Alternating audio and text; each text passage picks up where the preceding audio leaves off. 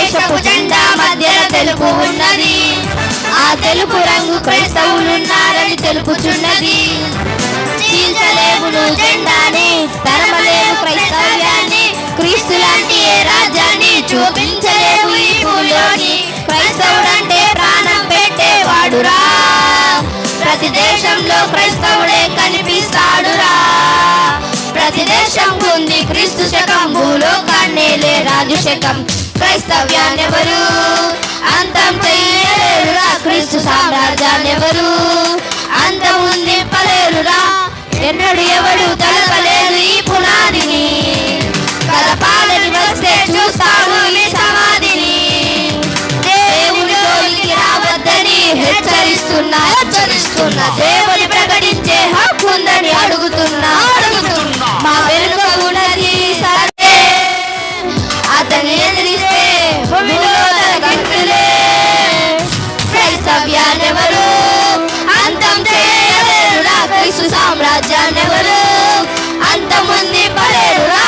అందరికీ అన్నారు.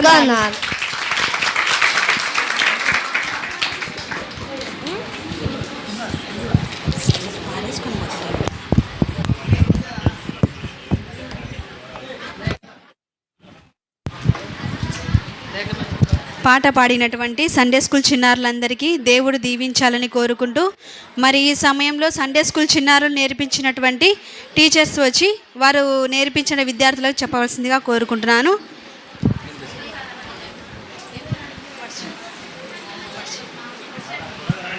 వర్ష, నువ్వు నేర్చుకునేది వచ్చి చెప్పవలసిందిగా కోరుకుంటున్నాను.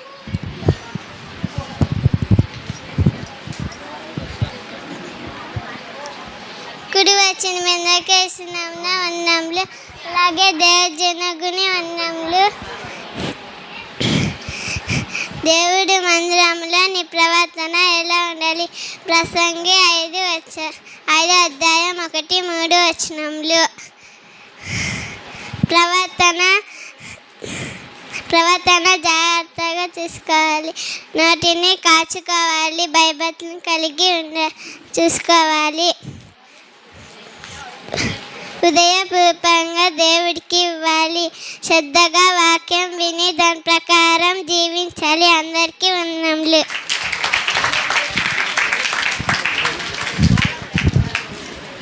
మంచిది. అలాగే మన మధ్యలో ఉన్నటువంటి సాత్విక తను నేర్చుకున్నటువంటి వాక్య భాగాన్ని చెప్తుంది. అందరికీ వందనములు. అలాగే అందరికీ వందనములు.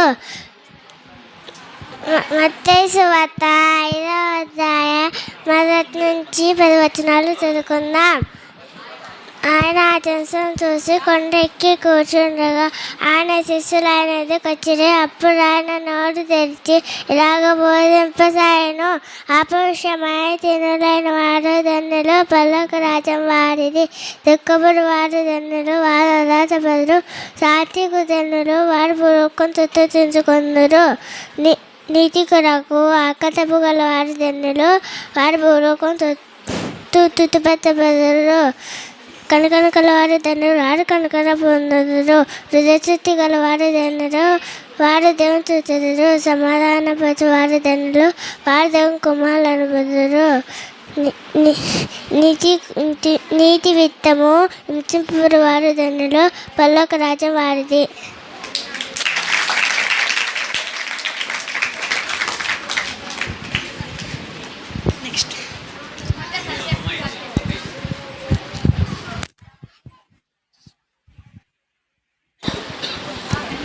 అలాగే సత్య సాధన కూడా మన మధ్యకు వచ్చి తను నేర్చుకున్నటువంటి వాక్యాన్ని చెప్పవలసిందిగా కోరుకుంటున్నాను.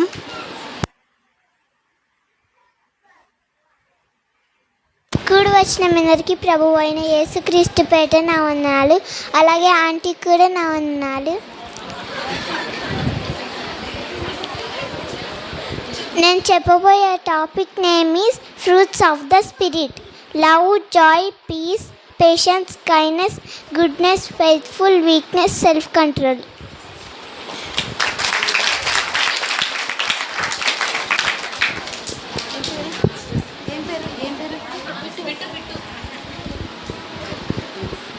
అలాగే బిట్టు వచ్చి కూడా తను నేర్చుకున్నటువంటి చదివి చెప్పవలసిందిగా కోరుకుంటున్నాను.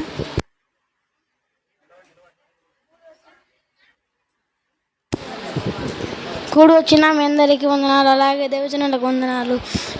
ప్రారంభ క్రైస్తవులు ఎలా ఉన్నారు? ఐకమత్యం కలిగి ఉన్నారు. తమకు కలిగినదంతా సమిష్టిగా పంచుకున్నారు. స్థిరాస్తులను అమ్మి దేవుని పనికి సహకరించారు.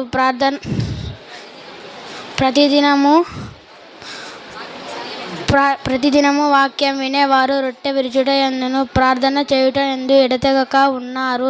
సువార్తను ఇతరులకు ప్రకటించి రక్షణలోనికి వచ్చిన వారిని అనుదినము చేర్చుకుండిరి. అందరికీ వందనాలు.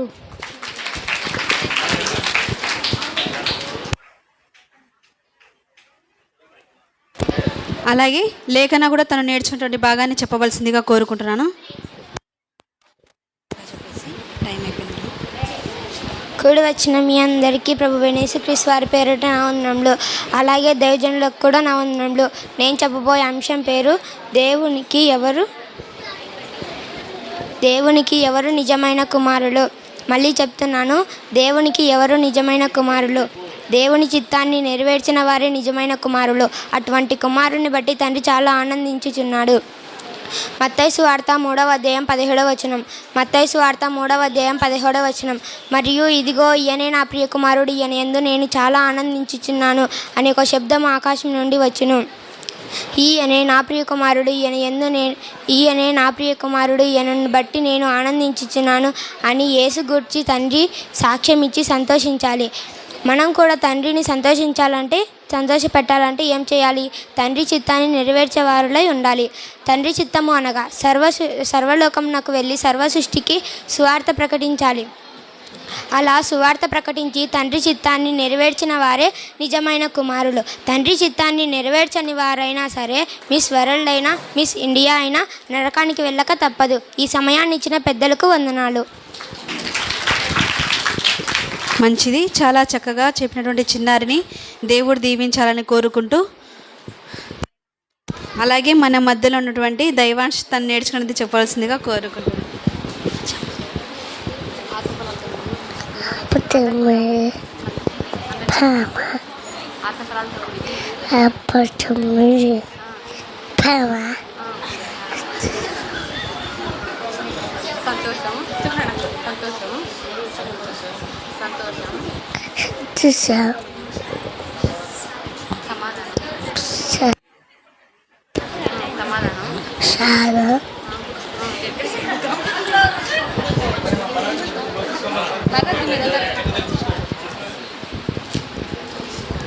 ఓకే, మన మనస్సులందరూ ఈ సమయంలో సిద్ధపరచుకున్నట్లయితే సెకండ్ సెక్షన్ను ప్రార్థించి మనము ప్రారంభించుకుందాము.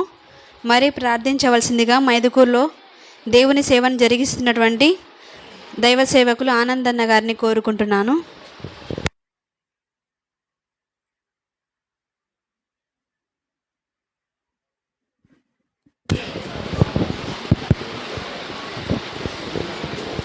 ప్రార్థన చేసుకుందామండి.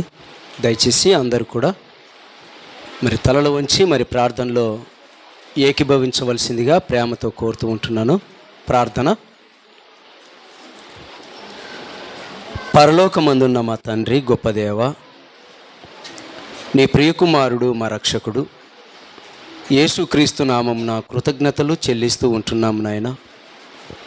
మరి ఈ దినము ప్రత్యేకించి ఇదిగోనైనా మరి సిబిటి మైదుకూరు సిబిటి ఎర్రగుంట్ల క్రీస్తు సంఘం వారు ఏర్పాటు చేసినటువంటి ఇదిగోనైనా మరి 5వ లేఖనాల పరిశోధన సదస్సు, ఈ స్త్రీల మీటింగును ఇదిగోనైనా మరి ఉదయకాల సమయంలో మొదటి సెక్షన్ ఇదిగోనైనా మరి చక్కగా జరిగించినందుకు కృతజ్ఞతలు చెల్లిస్తూ ఉంటున్నాము. మరి 2వ సెక్షన్లో ఇదిగోనైనా ఈ మధ్యాహ్న కాల సమయంలో ఇదిగోనైనా మరి దైవ సేవకురాలు సుదూర ప్రాంతాల నుంచి మా మధ్యకు వచ్చి మరి చెల్లి విజయమ్మ గారు ఇదిగోనైనా చక్కని మాటలు ఉదయకాల సమయంలో అందించారు. మరి ఈ మధ్యాహ్న కాల సమయంలో ఇదిగోనైనా ఈ 2వ సెక్షన్లో కూడా నీ కుమార్తె ఇదిగోనైనా సిద్ధపడుతుంది. నీ పిల్లలకు కావలసినటువంటి అమూల్యమైనటువంటి మాటలను అందించుటకు సహాయం చేయండి. నీ పిల్లలు విని నేర్చుకొని వాక్య ప్రకారంగా ప్రవర్తించువారిగా ఉండుటకు సహాయం చేయండి. సమస్తాన్ని నీ చేతులకు అప్పగించుకుంటూ మరి ఈ లేఖనాల పరిశోధనకు ప్రయాసపడిన కష్టపడిన ఇదిగోనే నీ పిల్లలనందరినీ జ్ఞాపకం చేసుకొనమని నీ ప్రియ కుమారుడు మా రక్షకుడు యేసుక్రీస్తు నామమున ఈ ప్రార్థన అడిగి వేడుకుంటున్నాము తండ్రి. ఆమేన్. అందరికీ వందనాలు. ప్రార్థించినటువంటి సేవకులకు క్రీస్తు నామంలో వందనం తెలుపుకుంటున్నాను.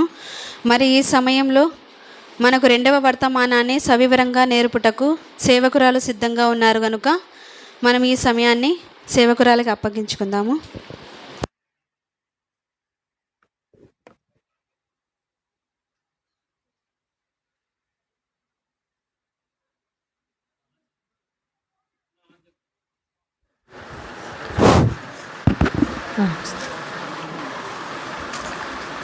మరలా మధ్యాహ్న భాగంలోకి మనం వచ్చి ఉన్నామండి. తిన్నారు కదా, నిద్ర వచ్చిద్దేమో, కాన్సన్ట్రేషన్తో వినండి, ఎవరు నిద్రపోవద్దు. ప్రార్థన చేసుకుని దేవుని వాక్యాన్ని ప్రారంభించుకుందాం. మమ్మల్ని మిక్కిలిగా ప్రేమించిన మా ప్రియ పరలోకపు తండ్రి, ఇంతకాలం మమ్మల్ని సజీవ లెక్కలో కాపాడిన విధానానికై నీకు వందనాలు తండ్రి.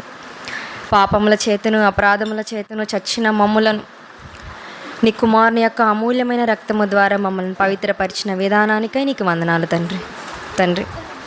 సమయంలో నీ వాక్యము ధ్యానించబోచుండగా తండ్రి, సమయోచిత జ్ఞానము నాకును, వింటున్న వారికి వినగల చెవిని గ్రహించగల మనసును దయచేయండి తండ్రి.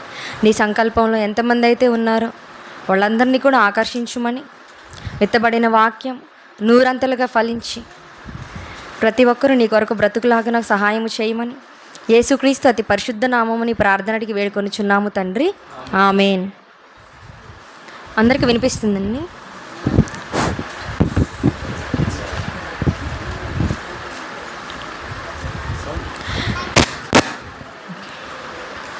మధ్యాహ్న భాగంలో రెండవ పాఠంగా ఈరోజు మనం నేర్చుకోబోయే పాఠం భక్తిని అణిచివేస్తున్న ఐహిక విచారాలు. ప్రియులారా, ఈ ప్రపంచ జనాభాలో ఎక్కువ మంది క్రైస్తవులే. మనం అందరికీ వినిపిస్తుందండి?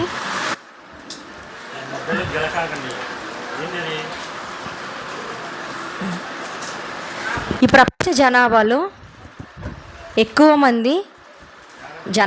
కూడా ఎక్కువ మంది ఎవరంటే క్రైస్తవులు. అంటే ఈ ప్రస్తుత ప్రపంచంలో 850 కోట్ల మంది జనాభాలో సగం మంది ఎవరంటే క్రైస్తవులే ఉన్నారు ఈ భూమి మీద. ఈ క్రైస్తవుల్ని ఏమంటారు అంటే క్రైస్తవ భక్తులు అంటారు.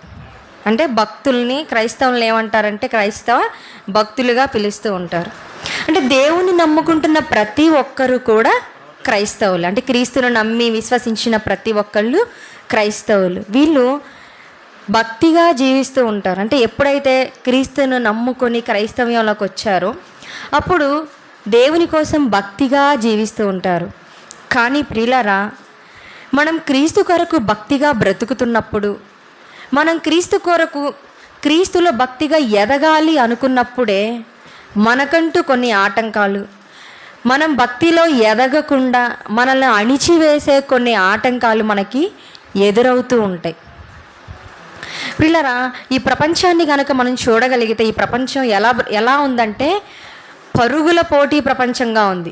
ప్రపంచాన్ని కనుక మనం చూస్తే పరిగెడుతూ ఉంది. ఎటువైపు పరిగెడుతుంది?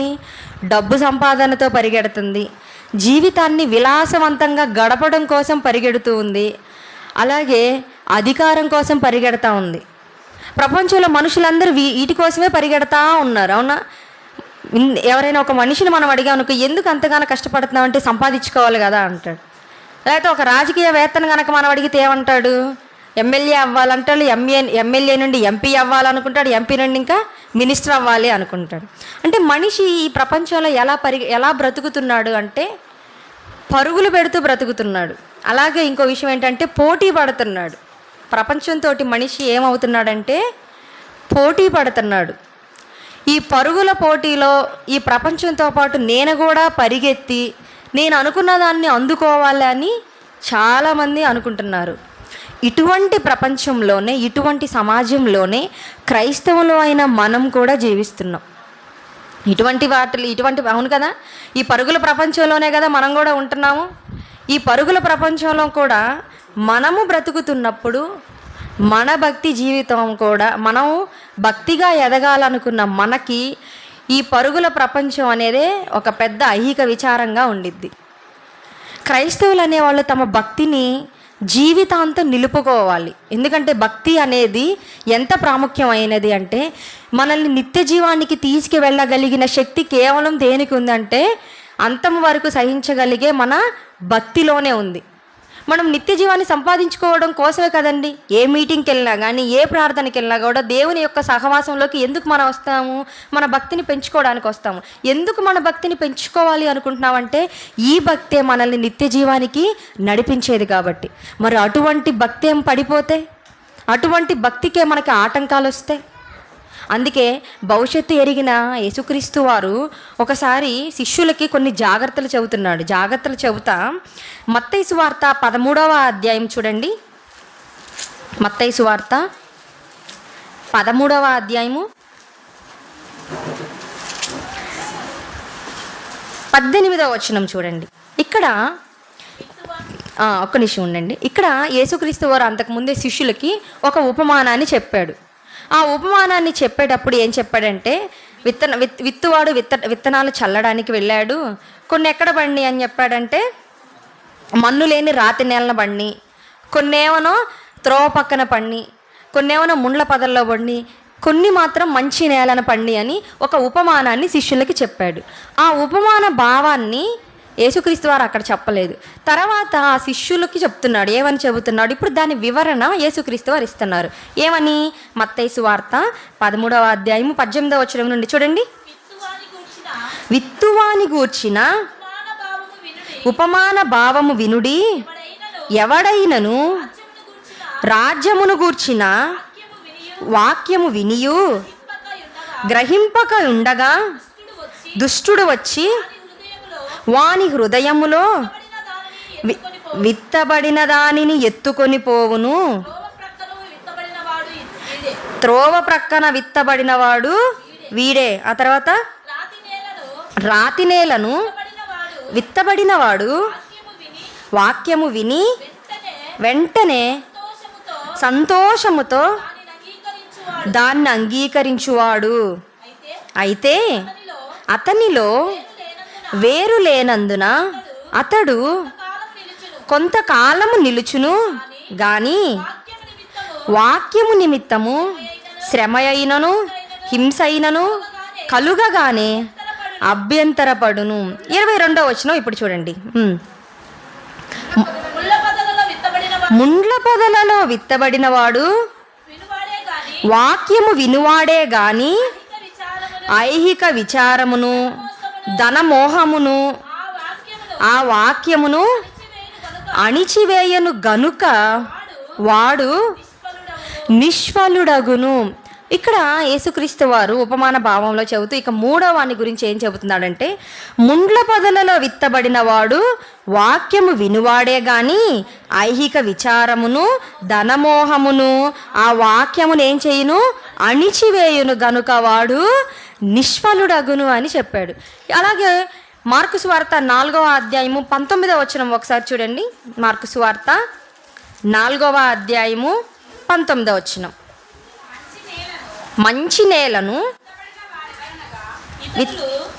18వ వచనం. ఇతరులు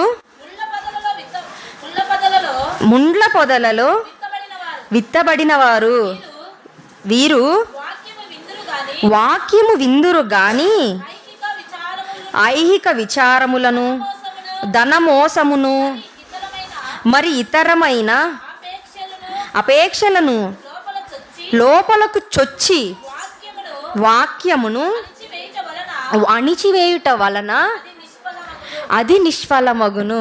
ప్రియులారా, క్రైస్తవులైన వాళ్ళందరూ కూడా ప్రతినిత్యం వస్తూనే ఉంటారు. ప్రతినిత్యము దేవుని మాటలు నేర్చుకోవడానికి వస్తూనే ఉంటారు. దేవుళ్ళు తమ భక్తిని తమ భక్తి జీవితంలో ఎదగాలనే వస్తూ ఉంటారు. కానీ 99% క్రైస్తవులు ఎలా ఉన్నారు అంటే ముండ్ల పొదలలో విత్తబడిన వారుగా బ్రతుకుతున్నారు. నిజం. ఎలా బ్రతుకుతున్నారంటే ముండ్ల పొదలలో విత్తబడిన వారుగా ఉన్నారు. ఎలా అంటే వాళ్ళు వాక్యం వింటారు, అంగీకరిస్తారు, కానీ ఐహిక విచారాల వలన ఏమయ్యిద్దంటే వాళ్ళ భక్తి మొత్తం సన్నగిల్లిపోయిద్ది. వాళ్ళు ఏమైపోతారంటే నిష్ఫలులు అయిపోతూ ఉంటారు. ప్రియులారా, ఇప్పుడు మనం మన భక్తి జీవితాన్ని ఆలోచించుకుందాం. ఐహిక విచారాలు అనగా ఏంటంటే ఈ లోక సంబంధమైన సమస్యలు, ఈ లోక సంబంధమైన ఇబ్బందులు, అంటే ధనమోహం కానియొచ్చు, కుటుంబ సమస్యలు కానియొచ్చు, కుటుంబ పోషణ నిమిత్తమైన సమస్యలు కానియొచ్చు, ఈ లోకంలో అధికారం కానియొచ్చు. ఇవన్నీ కూడా ఏంటంటే ఐహిక విచారాలు అంటారు. ఐహిక విచారాలు అనగా ఏంటంటే ధనాన్ని సంపాదించాలని పరిగెడటం. రెండవది కుటుంబ సమస్యలు. ఇక మూడవది వచ్చేది కుటుంబ పోషణ నిమిత్తం వచ్చే సమస్యలు. ఇక నాలుగవది ఏంటంటే అధికారం కోసం, అంటే ఈ లోకాన్ని చూసి ఆశించి అధికారం కోసం పరిగెట్టడం. వీటినే ఐహిక విచారాలు అంటారు. ప్రియులారా, చాలామంది క్రైస్తవులు ఈ ఐహిక విచారాలలో పడిపోయి ఏమైపోతున్నారంటే అణిచివేయబడి తమ భక్తిలో ఎదగలేకపోతున్నారు. తమ భక్తి జీవితాన్ని దేవుని కోసం ఎదిగించుకోలేకపోతున్నారు. ఎందుకు ఎదిగించుకోలేకపోతున్నారు అంటే మొక్క గనక పెరిగేటప్పుడు ముళ్ళు ఎలా అయితే ఆ మొక్కను అణిచివేస్తాయో అలాగే దేవునిలో ఎదగాలి అనుకున్న మనల్ని మనకొచ్చే ఈ ఐహిక విచారాలు ఏం చేస్తాయి అంటే అణిచివేస్తాయి.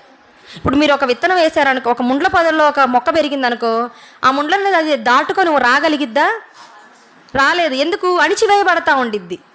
ఆ మొక్క మహావృక్షం అవ్వడానికి, ఒక చెట్టుగా పెరగటానికి ఎంత ఎదగాలి అనుకున్నా సరే అది ఏమవుతూ ఉండిద్ది? కిందున్న ముళ్ళ వల్ల అణిచివేయబడతా ఉండిద్ది.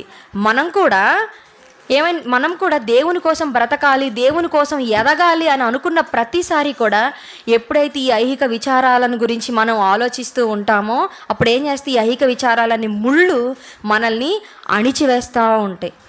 ప్రతి మనిషి కూడా అంటే మనుషులు ఎలా బ్రతుకుతున్నారంటే ఈ భూమి మీద ధనాన్ని సంపాదించాలని పరిగెడుతున్నారు, డబ్బు కోసం పరిగెడుతున్నారు. మన చుట్టూ ఉన్న సమాజాన్నే కనుక మనం చూడగలిగితే, అవునా, మీరు సొంతంగా అనుభవం అయిన వాళ్ళే ఉంటారు, ఎక్కువ కష్టపడుతూ ఉంటారు. దేనికి కష్టపడతారు? డబ్బు సంపాదన కోసం. ఎందుకు డబ్బు సంపాదించాలంటే ఏవో కొనాలి, ఇల్లు కొనాలి, స్థలాలు కొనాలి, పొలాలు కొనాలి అని డబ్బు సంపాదించుకోవడం కోసం ఎండ వాన తెలియదు, రాత్రి పగలు తెలియదు, శరీరానికి కష్టం ఇస్తున్నావా సుఖం ఇస్తున్నావా అది తెలియకుండా మనుషులు ఏం చేస్తారు? పరిగెడతా ఉంటారు ధనాన్ని సంపాదించడం కోసం. ఎందుకు ధనాన్ని సంపాదించాలి ప్రియులారా? ధనం అనేది ముఖ్యం. దేనికి ముఖ్యం? కేవలం మనం అవసరాలను తీర్చుకోవడానికి ముఖ్యం. ధనం అనేది ముఖ్యం. దేనికి ముఖ్యం? మన అవసరాలను తీర్చుకోవడానికి ముఖ్యం. లోకంలో వాళ్ళు ఏమంటారు? డబ్బుంటే అన్నీ ఉంటాయి, డబ్బే సర్వస్వం అంటారు. కానీ డబ్బుంటే మన అవసరాలు, కానీ దేవుడు ఏమంటున్నాడు? డబ్బు నీ అవసరాన్ని తీర్చిద్ది, కానీ డబ్బే సర్వస్వం కాదు. కానీ ఆ సర్వస్వం కాని డబ్బు కోసం మనిషి పరుగులు పెడుతున్నాడు. అశాశ్వతమైన ధనం కోసం కుటుంబాలను కూడా వదిలేసి పరిగెడతా ఉన్నాడు మనిషి. అసలు ఈ అశాశ్వతమైన డబ్బును గురించి దేవుడు ఏమన్నాడు? మనందరికీ తెలిసిన మాట. ఒకసారి తిమోతికి రాసిన మొదటి పత్రిక 6వ అధ్యాయము 10వ వచనం చూడండి. తిమోతికి రాసిన మొదటి పత్రిక 6వ అధ్యాయము 10వ వచనం. ఎందుకనగా ధనాపేక్ష సమస్తమైన కీడులకు మూలము. ధనాపేక్ష ఏంటంట? సమస్తమైన కీడులకు మూలం. అంటే జరిగే ప్రతి చెడుకి, జరిగే ప్రతి కీడుకి సమస్య ఎక్కడొస్తుంది? డబ్బు దగ్గరే వస్తుంది. దేవుడు అందుకే ముందే చెప్పాడు ఏమని? ఆ ధనం జోలి పోవద్దు, ఆ డబ్బు జోలి మీరు పోవద్దు. దాన్ని సంపాదించాలనే మీరు ఎప్పుడైతే అనుకుంటారో అప్పుడే ఆ ఆలోచన విడిచిపెట్టమని సామెతల గ్రంథంలో చెబుతాడు. ఎప్పుడైతే మనిషి ఈ ధనాన్ని సంపాదించాలని పరుగులు పెడతాడో, ఈ ధనం కోసం ఆశపడతా ఉంటాడో, తన బంధుత్వాలను కూడా వదిలేసుకోవాలనుకుంటాడు, తన కుటుంబీకులను కూడా వదిలేసుకోవాలి అని అనుకుంటాడు. ఇప్పుడున్న ప్రస్తుత కాలంలో చూడండి, ఎక్కువ గొడవలు ఎక్కడొస్తాయి? ఆస్తుల దగ్గరే వస్తాయి, డబ్బుల దగ్గరే వస్తాయి కదా. ఇప్పుడున్న ఎక్కువ గొడవలు ఎక్కడొస్తాయి అంటే కేవలం ఆస్తుల దగ్గర, డబ్బుల దగ్గరే వస్తూ ఉంటాయి. ఆస్తులు, అంతస్తులు, పొలాలు, స్థలాలు. చివరికి ఈ డబ్బు ఏం చేసిద్దంటే సొంత కన్న తండ్రి కొడుకులకు కూడా బంధం అనేది లేకుండా చేసిద్ది. పిల్లారా, నేనే ఇది అనుభవపూర్వకంగా తెలుసుకున్నాను. మా దగ్గర మా ప్రాంతంలోనే ఒక కొడుకు తండ్రి ఇద్దరు ఉన్నారు, 1 ఎకరం పొలం కోసం. అయితే 1 ఎకరం పొలం తండ్రికి ఏవో అప్పులు ఉన్నాయి. తండ్రికి ఏవో అప్పులు ఉంటే ఏం చేశాడు, కొడుకుని అడిగాడు, అప్పులు ఉన్నాయి తీర్చాలి అంటే. ఈ కొడుకు ఏం చేశాడు, బయటికి నీ పేరు మీద 1 ఎకరం పొలం ఉంది కదా, ఆ ఎకరం పొలం నాకు ఇవ్వు, నేను అప్పులు కడతానని కొడుకు అన్నాడు. కొడుకు అంటే సరే ఇస్తాను, సరే రాస్తాను అన్నాడు. కొడుకు ఏం చేశాడు, నానా తిప్పలు పడి ఎంత ఆ అప్పున్న డబ్బు తీసుకొచ్చి కట్టాడు. కానీ తర్వాత ఈ తండ్రి ఏం చేశాడంటే నేను రాయను అనేసాడు. రాయను అనేసరికి తండ్రి అని చూడకుండా, నన్ను కన్నవాడు అని చూడకుండా చంపడానికే మీదకి వెళ్ళిపోయాడు. అక్కడ అంతమంది ఉన్నా కూడా. అంటే డబ్బు అనేది స్వార్థాన్ని పెంచిద్ది. ఈ డబ్బు అనేది ఏం చేసిద్ది అంటే స్వార్థాన్ని పెంచిద్ది. స్వార్థం అనేది మనుషులోకి వెళ్ళిపోవడం వల్ల, స్వార్థం అనేది మనిషిలోకి రావటం వల్ల ఏమైద్దంటే మనిషి తన బంధుత్వాలను కూడా వదులుకోగలుగుతున్నాడు. స్వార్థం వల్లే మనిషి తన బంధుత్వాన్ని వదిలేసుకుంటున్నాడు, తండ్రిని వదిలేసుకుంటున్నాడు, అక్కను వదిలేసుకుంటున్నాడు, అన్నను వదిలేసుకుంటున్నాడు. తన కుటుంబం తను ఆశించింది తనకు దక్కాలని మనిషి అనుకుంటున్నాడు. ఈ ప్రపంచంలోనే క్రైస్తవులైన వాళ్ళు కూడా బ్రతుకుతున్నారు. క్రైస్తవులైన వాళ్ళు కూడా కొంతమంది ఇలానే ఆలోచిస్తున్నారు. ప్రియులారా, అటువంటి డబ్బు కోసం మనం ఆశపడకూడదు. ఈ ఐక విచారాలు అనేవి మనలో చొచ్చి మన భక్తిని అణిచివేయకూడదు. ఎప్పుడైతే ఈ ఐక విచారాలు అనేవి మనలోకి వచ్చినాయో అప్పుడు ఏమైందంటే ప్రతి క్షణం దేవుని పని కోసం ఆలోచించే మనం, దేవుని పని కోసం వెళ్ళాలనుకునే మనం, దేవుని పని కోసం ఇవ్వాలనుకునే మనం క్రమంగా ఏమైందంటే సన్నగిల్లిపోతూ ఉంటాం. ఎక్కడ మీటింగ్ జరిగినా వెళ్ళాలనుకునే మనము ఎప్పుడైతే ఈ ధనాన్ని సంపాదించాలని ఆలోచన కలిగి ఉన్నామో ఇంకోసారి వెళ్ళొచ్చులే అని దాన్ని ఏం చేస్తాము, పోస్ట్ పోన్ చేసేసుకుంటాము. ఎందుకు? ధనమోహం అనేది మన మైండ్లోకి వచ్చింది కాబట్టి. దేవుడు ధనాన్ని సంపాదించొద్దు అన్నా కూడా ఆ ధనం కోసం పరిగెడితే మన భక్తే సన్నగిల్లిపోయి మీటింగ్ అంటే పరిగెత్తే మనము ఇప్పుడేమైంది తర్వాత వచ్చే నెల వెళ్ళొచ్చులే అనుకుంటాం.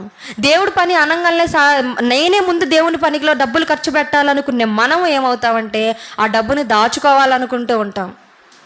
ప్రతి ఆదివారం ఆబ్సెంట్ లేకుండా ప్రతి ఆదివారం మందిరానికి వచ్చే మనము అప్పుల బాధలు ఎక్కువైపోయి ఏం చేస్తామంటే, లేకపోతే ధనాన్ని సంపాదించాలని ఎక్కువై ధనానికి ఇష్టపడి ధనాన్ని సంపాదించాలన్న దురాశతోటి ఏం చేస్తామంటే ఆదివారం అని కూడా చూడకుండా చాలామంది వెళ్తే ఒక 1000 రూపాయలు వస్తాయి, 1200 వస్తాయి, 1500 వస్తాయి అని ఆదివారాన్ని కూడా లెక్క చేయకుండా వదిలేసి తమ భక్తిని వదిలేసి తమ జీవితాన్ని వదిలేసి ధనం వైపు పరుగులు పెడుతున్నారు.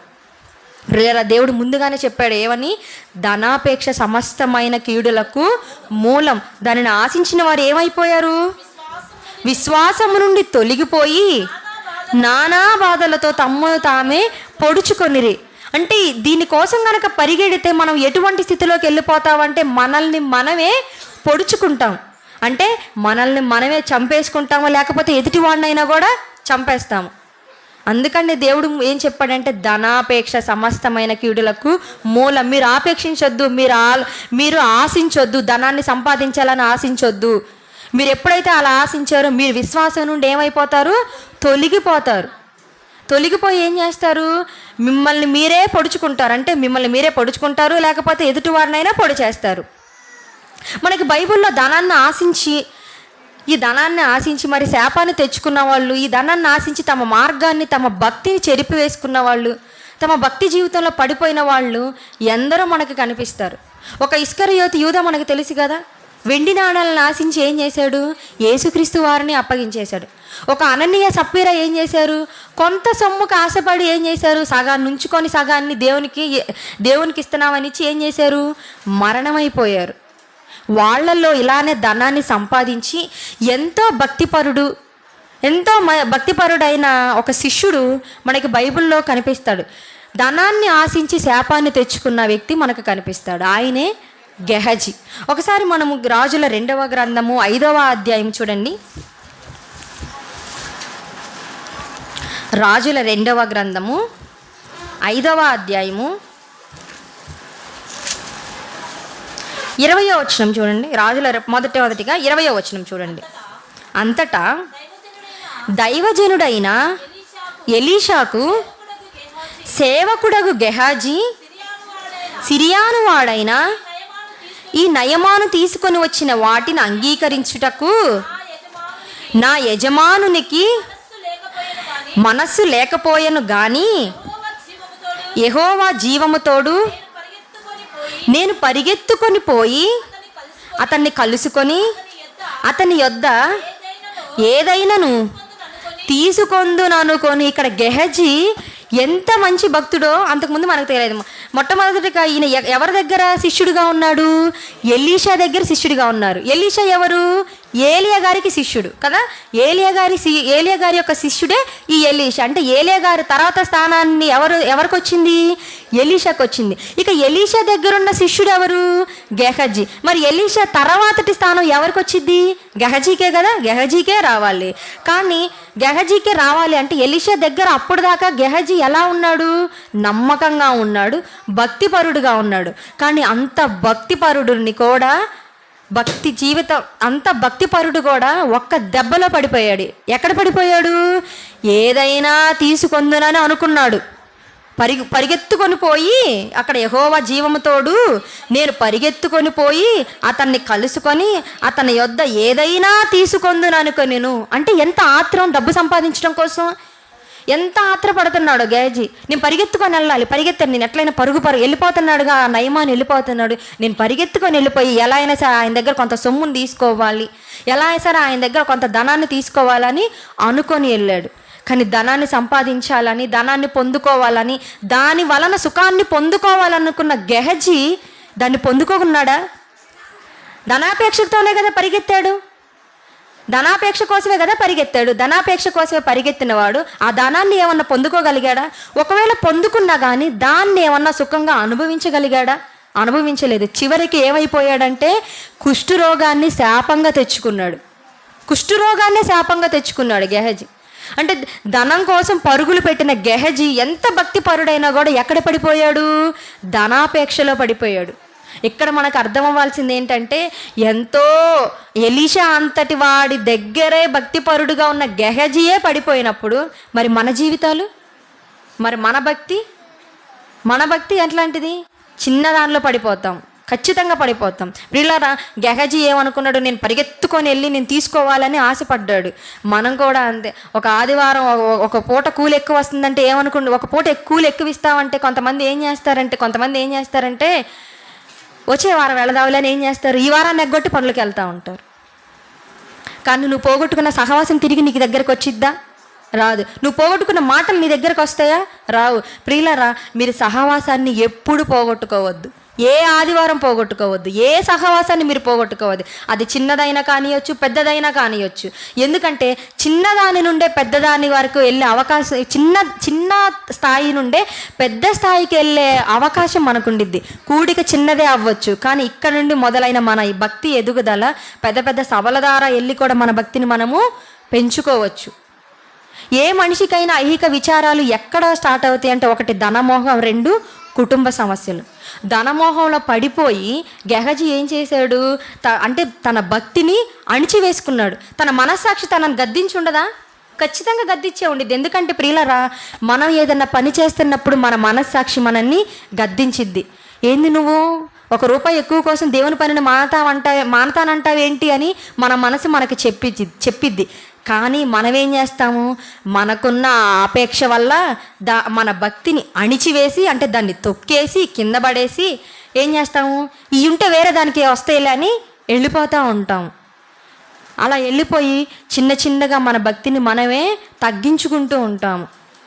ధనమోహంలో పడి ధనం కోసం పరిగెట్టిన వాళ్ళ జీవితాలు ఎలా అయిపోయాయి అంటే శాపాన్ని కొని తెచ్చుకున్నాయి. తమ భక్తిని కోల్పోయాడు. పిల్లరా, మరి ధనమోహం ఒకటైతే ఇంకొకటి ఏంటంటే కుటుంబ సమస్యలు. ఐహిక విచారాల్లో ఒకటి ధనమోహం, రెండవది ఏంటంటే కుటుంబ సమస్యలు. ఈ కుటుంబ సమస్యల వల్ల కూడా చాలామంది తాము భక్తిలో ఎదగలేకపోతూ ఉంటారు. ఎందుకంటే భార్య భక్తిగా ఎదగాలనుకున్నా కూడా భర్త నుండి వచ్చే ఆ శ్రమల వల్ల, భర్త నుండి వచ్చే ఆ కష్టాల వల్ల, ఆ హింసల వల్ల ఏమైపోయిద్దంటే భార్య అణిచివేయబడతా ఉంటుంది. అలాగే భర్త దేవునిలో ఎదగాలి అనుకున్నా, భర్త భక్తిలో ఎదగాలి అనుకున్నా కూడా భార్య ద్వారా వచ్చే కష్టాల వల్ల, భార్య ద్వారా వచ్చే హింసల వల్ల, భార్య ద్వారా వచ్చే శ్రమల వల్ల ఏమైపోతూ ఉంటారంటే అణిచివేయబడుతూ ఉంటారు. ఒకవేళ వీళ్ళిద్దరు సరిగా ఉన్నారనుకోండి, భార్యాభర్తలు ఇద్దరు సరిగా ఉన్నారనుకోండి, వాళ్ళిద్దరి జీవితాల్లో వచ్చే కుటుంబ సమస్యలు ఉంటాయి చూశారు, వాటి వల్ల వాళ్ళిద్దరి భక్తి జీవితాలు అనేవి అణిచివేయబడతా ఉంటాయి. పిల్లల నిజానికి కుటుంబ సమస్యలు కనుక వస్తే మనము మన భక్తి జీవితాలను అణిచివేసుకోవాలా అంటే అణిచివేసుకొనకూడదు. ఎందుకంటే మనకు ముందున్న భక్తులు, మనకు ముందున్న దంపతులు, మనకు ముందున్న పితరులు కానియచ్చు, ప్రవక్తలు కానియచ్చు, వాళ్ళకి కూడా వచ్చిన వాళ్ళకి జీవితాల్లో కూడా ఉన్నాయి ఈ ఐక విచారాలు అనేవి కానియచ్చు, ఈ కుటుంబ సమస్యలు అనేవి కానియచ్చు, మనకు ముందున్న వారి జీవితాలలో కూడా ఉన్నాయి. కానీ అవి వచ్చినా సరే వాళ్ళు ఎలా తమ భక్తిని చివరి వరకు కాపాడుకున్నారో దాన్ని మనం మాదిరిగా తీసుకొని మనం మన భక్తిని పెంచుకోవాలి. బైబిల్లో మీకు ఒక ఆదర్శ దంపతులను చూపిస్తాను, ఒకసారి చూడండి. అపోస్తుల కార్యములు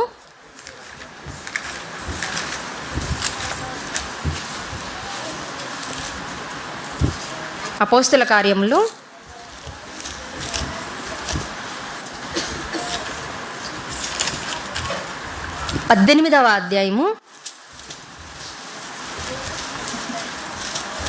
అపోస్తుల కార్యములు 18వ అధ్యాయము మొదటి వచనం నుండి ఒకసారి చూద్దాం. అపోస్తుల కార్యములు 18వ అధ్యాయము మొదటి వచనం. అటు తరువాత పౌలు ఏథెన్సు నుండి బయలుదేరి కొరింథునకు వచ్చి పొంతు వంశీయుడైన అకులా అను ఒక యూదుని అతని భార్య అయిన ప్రిస్కిల్లాను కనుగొని వారి యొద్దకు వెళ్ళెను. తర్వాత యూదులందరూ రోమా విడిచి వెళ్ళిపోవాలనని క్లౌదియా చక్రవర్తి ఆజ్ఞాపించినందున వారు ఇటలీ నుండి క్రొత్తగా వచ్చిన వారు. ఇక్కడ బాగా ఆలోచించండి. ఇక్కడ మనకు ఒక దంపతులు కనిపిస్తున్నారు. ఎవరు వాళ్ళిద్దరూ? అకుల ప్రిస్కిల్లా. వాళ్ళే భార్య భర్తలు. ఈ అకుల ప్రిస్కిల్లా ఏమైంది? కొత్తగా ఇటలీ నుండి కొత్తగా ఎక్కడికి వచ్చారు? వాళ్ళు ఇటలీ నుండి క్రొత్తగా వచ్చిన వారు. అక్కడికి ఈ దంపతులు ఇటలీ నుండి ఇక్కడికి వచ్చారంట. ఎందుకు వచ్చారంటే అప్పుడు ఒక ఆజ్ఞ వచ్చింది. ఏమని? యూదులందరూ రోమా విడిచి వెళ్ళిపోవాలనని క్లౌదియా చక్రవర్తి ఆజ్ఞాపించినందున వారు ఇటలీ నుండి క్రొత్తగా వచ్చిన వారు. పౌలు ఎక్కడికి వెళ్ళారు? కొరింథీకి వచ్చాడు. అంటే ఈ అకుల ప్రిస్కిల్లా ఎక్కడున్నారు? కొరింథీలో ఉన్నారు. అంటే ఈ అకుల ప్రిస్కిల్లా కొరింథీలో ఉన్నారు. కొరింథీలో ఎలా వచ్చారు వారు? అక్కడ ఒక మాట రాయబడింది. ఏమని చెప్పండి? ఇటలీ నుండి వారు క్రొత్తగా వచ్చిన వారు. ప్రియులారా, అకుల ప్రిస్కిల్లా ఒక ప్రాంతం నుండి, ఒక దేశం నుండి, అంటే ఒక దేశం నుండి మరొక దేశానికి ఎలా వచ్చిన వారు అంటే క్రొత్తగా వచ్చిన వారు. ఆ భార్యాభర్తలు ఇద్దరు ఎలా వచ్చిన వాళ్ళు అంటే క్రొత్తగా వచ్చిన వాళ్ళు. అంటే ఆ ప్రాంతం అనేది వాళ్ళకి తెలియదు. వాళ్ళు అక్కడ ఉన్నారు, క్రొత్తగా వచ్చిన వారు. అక్కడికి ఎవరు వెళ్ళారు? పౌలు గారు వెళ్ళారు. అక్కడ వాళ్ళు ఏం వృత్తి చేస్తున్నారో ఒకసారి చెప్పబడింది. 3వ వచనం చూడండి. వారు వృత్తికి డేరాలు కుట్టువారు. పౌలు అదే వృత్తి గలవాడు గనుక వారితో కాపురం ఉండెను. వీళ్ళు ఏం పని చేసుకుంటున్నారు? డేరాలు కుట్టేవారు. డేరాలు కుట్టారు అంటే పెద్ద ఉద్యోగం, లక్షలు జీతాలు వచ్చే ఉద్యోగం కాదు. పట్టలు కుట్టుకునే ఉద్యోగం. అంటే పట్టలు కుట్టుకునే పని చేసుకుంటున్నారు అక్కడ. మన ప్రాంతాల్లో పట్టలు కుట్టుకునే వాళ్ళు ఎంత సంపాదిస్తారండి? మనందరికీ తెలుసు కదా. ఎంత సంపాదిస్తారు? కేవలం వాళ్ళు జీవనానికి సరిపడట్టు సంపాదిస్తారు. లక్షలు వేల జీతాలు ఏమన్నా వాళ్ళకి వస్తాయా? రావు. అటువంటి వారు కొత్తగా కొరింథీ ప్రాంతానికి వచ్చిన వారు, అకుల ప్రిస్కిల్లా క్రొత్తగా ఆ ప్రాంతానికి వచ్చిన వారు. పైగా ఏం పని చేస్తున్నారు? వాళ్ళు డేరాలు కుట్టే పని చేసుకుంటున్నారు. ఇలా డేరాలు కుట్టే పని చేసుకునే వీళ్ళు ఎలా భక్తిగా జీవించారో ఒకసారి మనం చూడగలిగితే ఒకసారి చూడండి. రోమా పత్రిక 16వ అధ్యాయము, రోమపత్రిక 16వ అధ్యాయము 4వ వచనం ఒకసారి చూడండి. 3వ వచనం నుండి చూడండి. క్రీస్తు యేసునందు నా జత పని వారైన ప్రిస్కిల్లాకును అకులకును నా వందనములు చెప్పుడి. వారు నా ప్రాణము కొరకు తమ ప్రాణములు ఇచ్చుటకైనను తెగించిరి. ప్రియులారా, మనమే ఒకసారి ఆలోచించుకుందాము మన జీవితాలని. మనం కొత్తగా ఒక ఊరికి వెళ్ళాం అనుకోండి. ఒక ఊరికి వెళ్ళాము, కొత్తగా కాపురం పెడుతున్నాం, అంటే కొత్తగా నివసిస్తున్నాం. కొత్తగా నివసిస్తున్నప్పుడు కుటుంబంలో ఎన్ని సమస్యలు వస్తాయి ఒక్కసారి అనుభవపూర్వకంగా మీరు ఆలోచించండి. చెప్పబడే ప్రతి మాట మీరు ఎలా అంటే అనుభవపూర్వకంగా ఆలోచించాలి. ఒకవేళ మనమే ఆ స్థితిలో ఉంటే ఎలా ఉండేదో అన్నట్టుగా ఒక్కసారి ఆలోచించండి. మనమే గనక ఒక ప్రాంతానికి కొత్తగా వెళ్ళాము, నివాసం ఉండటానికి వెళ్ళాము. అలా నివాసం ఉండటానికి వెళ్ళినప్పుడు మనకేమన్నా తెలుసా? ఆ ప్రాంతంలో ఏమీ తెలియదు. పోనీ అక్కడ మనకి ఎవరైనా చుట్టాలు ఉన్నారా అంటే ఎవరు ఇక్కడ ఇక్కడ అకులకి ప్రిస్కులకి ఎవరైనా చుట్టాలు ఉన్నారా, బంధువులు కానీ ఎవరైనా? ఎవరూ లేరు. వాళ్ళు ఆ ప్రాంతానికి ఎలా వచ్చిన వాళ్ళు? క్రొత్తగా వచ్చిన వాళ్ళు. పైగా వాళ్ళ జీవనం కూడా ఎలా ఉందంటే అతి తక్కువ జీవనం. అలా ఉన్న వాళ్ళకి ఆనాడు ఎటువంటి కుటుంబ సమస్యలు వచ్చి ఉండవనుకుంటారా? ఒక్కసారి ఆలోచించండి. వచ్చి ఉండవంటారా? క్రొత్తగా కాపురం పెట్టిన వాళ్ళకి తెలుస్తుంది కుటుంబంలో ఎన్ని సర్దుకోవాలో. అవునా? ఎన్ని సర్దుకోవాలి ఆడవాళ్ళకి తెలిసిద్ది. కొత్తగా అనుకో, ప్రతిదీ ఆడవాళ్ళే సర్దుకోవాలి, ప్రతిదీ చూసుకోవాలి. కూర కానీ ఏమంటారు, బియ్యం కాడ నుండి, కడిగే కాడ నుండి, ఉతుక్కునే దగ్గర నుండి ప్రతిదీ అదే కూడా కానియొచ్చు. డబ్బుల సమస్య ఇంకా ఎక్కువ ఉండిద్ది. ఎందుకంటే అప్పుడే కొత్తగా వెళ్ళామనుకో ఎటువంటి పనులు ఉండవు, ఎవరు పరిచయం అవ్వరు, ఏ పనికి వెళ్ళాలన్నా కూడా అంతా కొత్తగా ఉండిద్ది. ఎన్ని ఇబ్బందులు పడతాము. ఆనాడు ఆ దంపతులు ఎటువంటి ఇబ్బందులు పడుండరా? ఖచ్చితంగా పడే ఉంటారు. ఎందుకంటే కుటుంబ సమస్యలు అనేవి మనుషులను ఏం చేస్తాయి అంటే కుదిపేస్తాయి. మీరందరూ కూడా మీ కుటుంబాల్లో మీకు వచ్చే సమస్యలను ఒకసారి ఆలోచించుకోండి. ఎలా ఉంటాయి మనకు వచ్చే సమస్యలు కానియచ్చు, మనకు వచ్చే ఆ విచారాలు కానియచ్చు. ఎలా ఉంటాయి అంటే మనల్ని అల్లకల్లోలం చేసేస్తూ ఉంటాయి. ఒక్కసారిగా పైనుండి కింద పడేసినట్టు అనిపిస్తాయి. అప్పుడు మనకేమనిపించిద్ది? ఎందుకు ఈ జీవితం అన్నట్టు అనిపించిద్ది. ఆనాడు అకుల్లకు ప్రిస్కిల్లకు కూడా కొత్తగా ఆ ప్రాంతానికి వెళ్ళారు, ఏమీ తెలియదు, ఎన్నో కుటుంబ సమస్యలు వచ్చుంటాయి.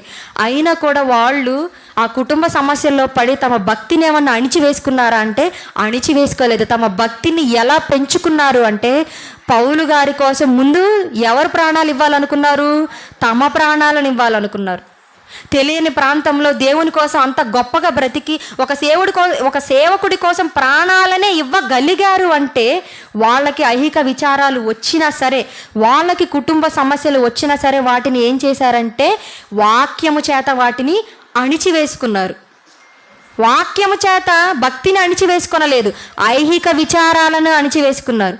మనమేం చేస్తాము? ఐహిక విచారాల వల్ల మన భక్తిని అణిచివేసుకుంటాము. కానీ అకుల ప్రిస్కిల్ల ఆదర్శ దంపతులు. ప్రతి భార్యాభర్త వీళ్ళ గురించి ఆలోచించాలి. మీ యొక్క జీవితాల్లో కానియొచ్చు, మీ యొక్క కుటుంబంలో కానియొచ్చు, మీకెన్ని సమస్యలు ఉన్నా సరే, అది ఆర్థికంగా కానియొచ్చు, పిల్లల వల్ల కానియొచ్చు, భర్త వల్ల కానియొచ్చు, భార్య వల్ల కానియొచ్చు, ఎవరి వల్ల ఎటువంటి సమస్యలు వచ్చినా సరే వాటన్నిటిని కూడా అధిగమించగలిగిన శక్తి దేనికి ఉందంటే వాక్యానికి ఉంది. మీకు వచ్చిన ఎటువంటి సమస్య అయినా సరే, ఎటువంటి ఐహిక విచారం అయినా సరే, దాన్ని మనం ఎలా అణిచివేసుకోవాలంటే వాక్యముతో అణిచివేసుకోవాలి. మనం వాక్యంతో ఎలా అణిచివేసుకోవాలి? ముందు మన హృదయాల్లో వాక్యం ఉండాలి కదా. ముందు మన హృదయాల్లో ఏముండాలి? వాక్యము ఉండాలి. ఆ వాక్యం ఉంటే ఆ వాక్యము ద్వారా ఏమవుతాము? మనము ఎదుగుతాము. అప్పుడు మనకు వచ్చిన ఐహిక విచారాలని వాక్యము ద్వారా అణిచివేసి దేవునిలోకి ఎదుగుతాం. అకుల ప్రిస్కిల్ల ఎలా తమ ప్రాణాలను కూడా పౌలు గారి కోసం ఇవ్వగలిగారు అంటే ఏంటండి వాళ్ళ భక్తి? ఇప్పుడు మనం ఉన్నాము, మనం ఇవ్వగలమా? పోనీ మనం ఇవ్వగలమా? యోహాను గారి కోసం మీరు ఎవరైనా ఇస్తారా ప్రాణాలు? ఆలోచిస్తారు కదా, ఇంటి దగ్గర ఎన్నో ఉన్నాయని ఆలోచిస్తారు. కానీ అకుల ప్రిస్కిల్ల ఎంత ఆదర్శ దంపతులు. దేవుని కోసం కూడా కాదు, దేవుని సేవకుడు అంటే పౌలు గారి కోసం తమ ప్రాణాలను కూడా అడ్డం పెట్టి ఆయన్ని వాళ్ళ భక్తిని పెంచుకున్నారు. తారాస్థాయికి వెళ్ళింది వాళ్ళ భక్తి. తారాస్థాయికి అంటే ఏంటి? అంత భక్తిలో అంతగా ఎదిగారు వాళ్ళు. తమ భక్తి జీవితంలో వాళ్ళు ఎంతగా ఎదిగి ఉండకపోతే, తమ విశ్వాసంలో వాళ్ళు ఎంతగా ఎదిగి ఉండకపోతే అంత స్థాయి వాళ్ళకి వచ్చి ఉండిద్ది. ప్రియులారా, ఒకసారి ఆలోచించండి. ఎన్ని సమస్యలు వచ్చినా సరే, కొత్తగా వెళ్ళిన పట్టణానికి ఎటువంటి సమస్యలు రాలేవా అంటే మనకు అక్కడ రాయబడలేదు. కానీ కొత్తగా వెళ్ళిన దగ్గర ఎన్ని సమస్యలు ఉంటాయో మనందరికీ తెలుసు. ఇప్పుడు అక్కడ అకుల్లకు ప్రిస్కిల్లకు కొత్తగా వెళ్ళిన దగ్గర వాళ్ళకి ఎవరైనా సపోర్ట్ ఉంటారా అంటే ఎవరు ఉండరు. వాళ్ళు ఆలోచించారా, మేము కొత్తగా ఈ ప్రాంతానికి వచ్చాము, ఇప్పుడు పౌలు గారి కోసం మేము ఇట్లా నిలబడితే మరి తర్వాత మా పరిస్థితి ఏంది? అసలకే మేము వలస వచ్చిన వాళ్ళం, అసలకే వేరే ఊరు నుండి ఇక్కడికి వచ్చాము, ఇదంతా మాకెందుకులే అని ఏమన్నా ఆలోచించారా? వాళ్ళు ఆలోచించలేదు. ప్రియులారా, ఆలోచించకుండా తమ భక్తిని ఎలా కాపాడుకున్నారంటే ఒక సేవకుడి కోసం తమ ప్రాణాలను సైతం ఇవ్వగలిగేలాగా కాపాడుకున్నారు. ఎందుకు అంతలాగా కాపాడుకున్నారు అంటే ప్రాణాలను సైతం ఇవ్వగలిగారు అంటే దేనికి ఇవ్వగలిగారు అంటే దానిలో ఉన్న ఆంతర్యం ఏంటి? ఒక్కసారి ఆలోచించండి. వాళ్ళు తమ ప్రాణాలను సహితం దేవుని కోసం, దేవుని యొక్క సేవకుని కోసం ఎందుకు ఇవ్వగలిగారు? దేవుడు ఒక మాట చెప్పాడు. ఏమనంటే, మీరు ధనాన్ని ఇక్కడ సంపాదించుకోవద్దు, కానీ ఒకానొక చోట మాత్రం మీరు ధనాన్ని సంపాదించుకోవాలి. ఎక్కడంటే పరలోకంలో. ఒకసారి మత్తయి సువార్త 6వ అధ్యాయము 19వ వచనం చూడండి. మత్తయి సువార్త 6వ అధ్యాయము 19వ వచనం. మత్తయి సువార్త 6వ అధ్యాయము 19వ వచనం. భూమి మీద మీ కొరకు ధనమును కూర్చుకొనవద్దు. దేవుడు ఏం చెప్పాడంటే, ఇందాక ధనాపేక్ష సమస్తమైన కీడులకు మూలం అన్నాడు. అది దేని గురించి మాట్లాడాడు? ఈ లోకపరమైన ధనం కోసం పరిగెడితే నువ్వు కీడులో పడిపోతావు, నీ భక్తి పడిపోయిద్ది, నువ్వు ఎదగాలనుకున్న మనిషివి ఎదగలేవు, అనేకమైన శ్రమంలో పడిపోతావు, నిన్ను నువ్వే చంపేసుకుంటావు అని దేని గురించి చెప్పాడంటే, దేవుడు ఈ లోకపరమైన ధనం కోసం చెప్పాడు. కానీ ప్రాణాలను సైతం దేవుని కోసం పెట్టగలిగిన అకుల్లా ప్రిస్కిల్లా ఎందుకు పెట్టగలిగారు అంటే, దేవుడు ఒక మాట చెప్పాడు. ఒకసారి 20వ వచనం చూడండి. మత్తయి సువార్త 6వ అధ్యాయం 20వ వచనం చూడండి. పరలోకమందు మీ కొరకు ధనము కూర్చుకొనుడే. ఇక్కడ ఏం చెబుతున్నారు? దేవుడు పరలోకంలో ఏం చేయమంటున్నాడు? మీ కొరకు ధనమును కూర్చుకొనుడి అంటున్నాడు. కూర్చుకోవడం అంటే ఏంటి? దాచుకోవడం. అవునా? కూర్చుకోవడం అంటే ఏంటి? ధనాన్ని దాచుకోమంటున్నాడు. ఎక్కడ దేవుడు ధనాన్ని దాచుకోమంటున్నాడు? పరలోకంలో మీ కొరకు ధనమును కూర్చుకోండి అంటున్నాడు. పరలోకంలో ధనాన్ని కూర్చుకోవడం అంటే, ఇప్పుడు భూమి మీద అయితే బ్యాంకీలు ఉన్నాయి, వెళ్ళి అకౌంట్లు ఓపెన్ చేసి సంపాదించిన డబ్బు తీసుకెళ్ళి దానిలో వేస్తాం. మరి పరలోకంలో ధనాన్ని సంపాదించుకోవటం ఏంటి? పరలోకంలో ఉన్న బ్యాంకీలు ఉన్నాయా? ఎలా చెప్పాడు? ఒకసారి ఎప్పుడైనా ఆలోచించారా? ఇప్పుడు పరలోకంలో ధనాన్ని దాచిపెట్టుకోమన్నాడు. ఇప్పుడు మనుషులుగా మనం ఏం చేస్తాము? మనకు ఒక 10,000 వచ్చినాయి అనుకోండి, ఒక 5,000 అవసరం ఉంది, ఖర్చు చేసుకున్నాము. ఒక 5,000 ఉన్నాయి, దాన్ని ఏం చేయాలనుకుంటాము? దాచుకోవాలంటే బ్యాంకులో వేసుకోవాలనుకుంటాం. బ్యాంకులో వేసుకోవాలంటే ఏం చేస్తాము? ముందు బ్యాంకుకి వెళ్ళి ఆధార్ కార్డు, నీ పాస్పోర్ట్ సైజ్ ఫోటో తీసుకొని వెళ్తే ఏం చేస్తారు? నీకు ఒక అకౌంట్ ఓపెన్ చేసి నువ్వు ఇచ్చిన ధనం 5,000 ఏం చేస్తారు? నీ అకౌంట్లో వేస్తారు. అవునా? మరి పరలోకంలో మరి నీకు బ్యాంక్ అకౌంట్ ఉండాలి కదా. ఇప్పుడు ధనాన్ని దాచుకోమన్నాడు అంటే ఏంటి? అక్కడ ఏం ఉండాలి? నీకు అకౌంట్ ఉండాలి. మరి పరలోకంలో మీ అందరికి అకౌంట్ ఉందా? పరలోకంలో మీ అందరికి అకౌంట్ ఉందా? ఇక్కడ బాప్తిసం తీసుకున్న వాళ్ళు ఎంతమంది? మీ అందరికీ పరలోకంలో అకౌంట్ ఉంది. తెలుసా? మీరు ఎప్పుడైతే బాప్తిసం తీసుకున్నారో అప్పుడే పరలోకంలో మీకంటూ ఒక అకౌంట్ ఓపెన్ అయ్యింది. అర్థమైందా? ఇప్పుడు ఎంతమందికి పరలోకంలో అకౌంట్ ఉంది? అందరికీ ఉంది కదా. మీరు ఎప్పుడైతే బాప్తిసం తీసుకుంటారో, బాప్తిసం తీసుకొని క్రైస్తవులుగా మీ జీవితాన్ని ప్రారంభిస్తారో అప్పుడే పరలోకంలో మీకు అకౌంట్ అనేది ఓపెన్ అయిపోయింది. ఇప్పుడు ఈ భూమి మీద పరలోకంలో ఈ భూమి మీద మీరు అకౌంట్ ఓపెన్ చేసుకోవాలంటే ఏం తీసుకెళ్ళాలి? ఆధార్ కార్డు తీసుకెళ్ళాలి, పాస్పోర్ట్ సైజ్ ఫోటో తీసుకెళ్ళాలి. మరి పరలోకంలో అకౌంట్ అంటే బాప్తిసం తీసుకోవడానికి, నీకు అకౌంట్ ఓపెన్ అవ్వడానికి మరి నీకేం కావాలి? ప్రూఫ్లు. యేసుక్రీస్తు వారిని రక్షకుడుగా అంగీకరించాలి. ఇంకోటి ఏంటంటే, నువ్వు దేవుణ్ణి నమ్మి ఉండాలి, విశ్వాసాన్ని కలిగి ఉండాలి. ఈ ప్రూఫ్లతోటి కనుక నువ్వు బాప్తిసం తీసుకుంటే నీకేమైద్ది? పరలోకంలో అకౌంట్ ఓపెన్ అయిపోయింది. మరి అకౌంట్ ఓపెన్ అయ్యింది. అకౌంట్ ఓపెన్ అయినప్పుడు మరి పరలోకంలో మీరు ధనాన్ని దాచుకోవాలి కదా. ఎలా దాచుకోవాలి? ఇప్పుడు ఇక్కడైతే నోట్లుగా ఉన్నాయి. ఇక్కడ మీరేం చేస్తారు? నోట్లు కదా. ఈ నోట్లు తీసుకెళ్ళి బ్యాంకులో వేస్తారు. మరి పరలోకంలో నోట్లు ఎలా వేస్తారు మీరు? ఏంటి చెప్పండి? క్రియల చేత. కరెక్ట్గా చెప్పారు, క్రియల చేత. మరి పరలోకంలో మనం ధనం కూర్చుకోవడం అనగా అర్థం ఏంటంటే, బాప్తిసం తీసుకున్న వెంటనే మనకేమైంది? ఒక అకౌంట్ అనేది ఓపెన్ అయిపోయింది. అలా ఒక అకౌంట్ ఓపెన్ అయిపోయినప్పుడు మనం చేసే ప్రతి కార్యం దేవుని కోసం, మన కోసమో లేకపోతే లోకంలో ఉన్న పనుల కోసమో కాదు, మనం దేవుని కోసం చేసే ప్రతి పని కానియొచ్చు, ప్రతి కార్యం కానియొచ్చు, అది ఎలా మారిద్దంటే పరలోకపు ధనంగా మారి మన అకౌంట్లో పడతా ఉండిద్ది. ఇప్పుడు మీరు ఇక్కడికి వచ్చారు కదా, ఉదయం నుండి ఇప్పుడు దాకా వచ్చారంటే మీరు ఏమిచ్చారు? మీ సమయాన్ని దేవుడికి ఇచ్చారు. ఈ సమయం ఎలా మారిద్ది? పరలోకపు ధనంగా మారి మీ అకౌంట్లో పడిద్ది. ఈ భూమి మీద ధనవంతులు అవ్వడం కోసం మనుషులు ఏం చేస్తూ ఉంటారు? నోట్లు సంపాదించి వేస్తూ ఉంటారు, కట్ల వేస్తూ ఉంటారు. ఇప్పుడు పరలోకంలో కూడా మీకు కట్ల నోట్లు అక్కడ పడాలంటే మీరేం చెయ్యాలి? దేవుని పని అంత విరివిగా చెయ్యాలి, దేవుని పని అంత ఆసక్తితో చెయ్యాలి. పిల్లలారా, మీరు మీ సమయాన్ని ఇచ్చినందుకు, మీరు మీ సమయాన్ని వెచ్చించినందుకు మీకు పరలోకంలో ధనం కూర్చోబడిద్ది. అలాగే మీరు చేతులతో చేసే ప్రతి పని, దేవుని కోసం చేసే ప్రతి పని కూడా మీకు ఎలా మారిద్ది అంటే పరలోకంలో ధనంగా మారిద్ది. మీరు దేవుని కోసం ఇచ్చిన డబ్బులు కూడా కానియచ్చు. మీరు కష్టపడి, మీరు శ్రమపడి మీరు కష్టపడి కొంత డబ్బు తీసుకొస్తారు, దాన్ని దేవుని పని కోసం వాడినా సరే అది కూడా ఎలా మారిద్ది అంటే పరలోకపు ధనంగా మారిద్ది. పరలోకపు ధనంగా మారి ఏమైద్ది? మీకు నిత్య జీవం సంపాదించడం కోసం తోడ్పడిద్ది. పిల్లరా, చాలామంది మరి మనం ఇప్పుడు చూసినప్పుడు బ్యాంక్ అకౌంట్ ఓపెన్ చేసినప్పుడు ఆ బ్యాంక్ కూడా ఒక మాట చెబుతాడు. ఏమని? మినిమం బ్యాలెన్స్ మెయింటైన్ చేయాలి అంటాడు. అవునా? అకౌంట్లో ఏముండాలి? కనీసం 500 అయినా సరే మినిమం బ్యాలెన్స్ ఉండాలి, లేకపోతే మైనస్ బ్యాలెన్స్ పడిపోయిద్దని బ్యాంక్ వాళ్ళు చెబుతూ ఉంటారు. భూమి మీద ఉన్న ఈ బ్యాంకుకే నువ్వు ఒక 500 కూడా దానిలో ఉంచకపోతే మరి మైనస్ బ్యాలెన్స్ పడిపోతుంది కదా. మరి బాప్తీసం తీసుకున్న దగ్గర నుండి నీ అకౌంట్లో మినిమం బ్యాలెన్స్ మెయింటైన్ చేస్తున్నారా? ప్రియులారా, ఒక్కసారి ఆలోచించండి. ఒకవేళ మినిమం బ్యాలెన్స్ కూడా మనం మెయింటైన్ చేయట్లేదంటే ఎక్కడుందండి మన భక్తి? దేని వలన మనం అణిచివేయబడుతున్నాము?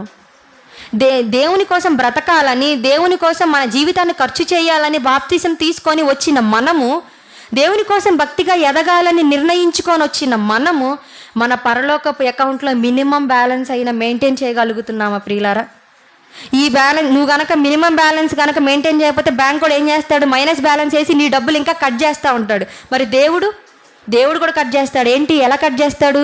నువ్వు కనుక దేవునికి ఉపయోగపడకపోతే ఏం చేస్తాడు? నీ ఆయుష్ని కట్ చేస్తాడు. ఎంత ఉత్సాహంగా ఉండి దేవుని పని కోసం రాకుండా డబ్బు సంపాదించాలని, లేకపోతే కుటుంబ సమస్యల్లో పడిపోయి నీ భక్తిని అణిచివేసుకొని ఆ తర్వాత చూద్దామని వెళ్ళిపోయావు అనుకో, దేనికోసం అయితే నువ్వు వెళ్ళావో దాన్నే దేవుడు ఏం చేస్తాడు? మైనస్ చేసేస్తూ ఉంటాడు. ఎలా అణిచివేసుకుంటున్నారు మరి క్రైస్తవులు తమ భక్తిని? మినిమం బ్యాలెన్స్ కూడా మెయింటైన్ చేయలేని పరిస్థితుల్లో క్రైస్తవులు ఉండిపోయారు. ఒక్కసారి ఆలోచించుకోండి. మన జీవితంలో ఇప్పుడు దాకా బాప్తీసం తీసుకున్న దగ్గర నుండి ఇప్పుడు దాకా మరి మనము ఎలా దేవుని కోసం పని చేశాము? దేవుడిచ్చిన ఆయుష్కాలం ఇప్పటికి ఎన్నండి? ఒక్కొక్కరికి 40, ఒకళ్ళకి 60, ఒకళ్ళకి 50 ఇచ్చారు. మరి ఇచ్చిన ఆయుష్కాలంలో మీరు ఏ సంవత్సరంలో బాప్తీసం అంటే మీకు ఏ సంవత్సరంలో అకౌంట్ ఓపెన్ అయ్యింది? అప్పటి నుండి మీరు దేవుని కోసం కష్టపడి మీ కొరకు దాచుకున్న ధనం ఎంత? ఒకసారి ఆలోచించండి. దేవుని కోసం ధనాన్ని మన కొరకు పరలోకంలో ధనాన్ని దాచుకోవాలని మీ భక్తిని పెంచుకున్నారా? లేక కుటుంబ సమస్యల వల్ల, అధికార సమస్యల వల్ల, లేదా ధనమోహం వల్ల మీ భక్తిని మీరు అణిచివేసుకున్నారా? ప్రియులరా, ఒక్కసారి ఆలోచించండి. ఒక గెహజీ ఏం చేశాడు? ధనమోహాన్ని ఆశించి తన భక్తిని కూడా పోగొట్టుకొని ఏమైపోయాడు? శాపాన్ని కొని తెచ్చుకొని, తన భక్తిని అణిచివేసుకొని శాపాన్ని కొని తెచ్చుకొని కుష్ఠరోగాన్ని తెచ్చుకున్నాడు. కానీ ఒక అకుల ప్రిస్కిల్లా ఏం చేశారు? తమ భక్తిని పెంచుకొని తమ ప్రాణాలను సైతం ఇవ్వడానికి సిద్ధపడ్డారంటే వాళ్ళకి ఆంతర్యం అర్థమయ్యింది.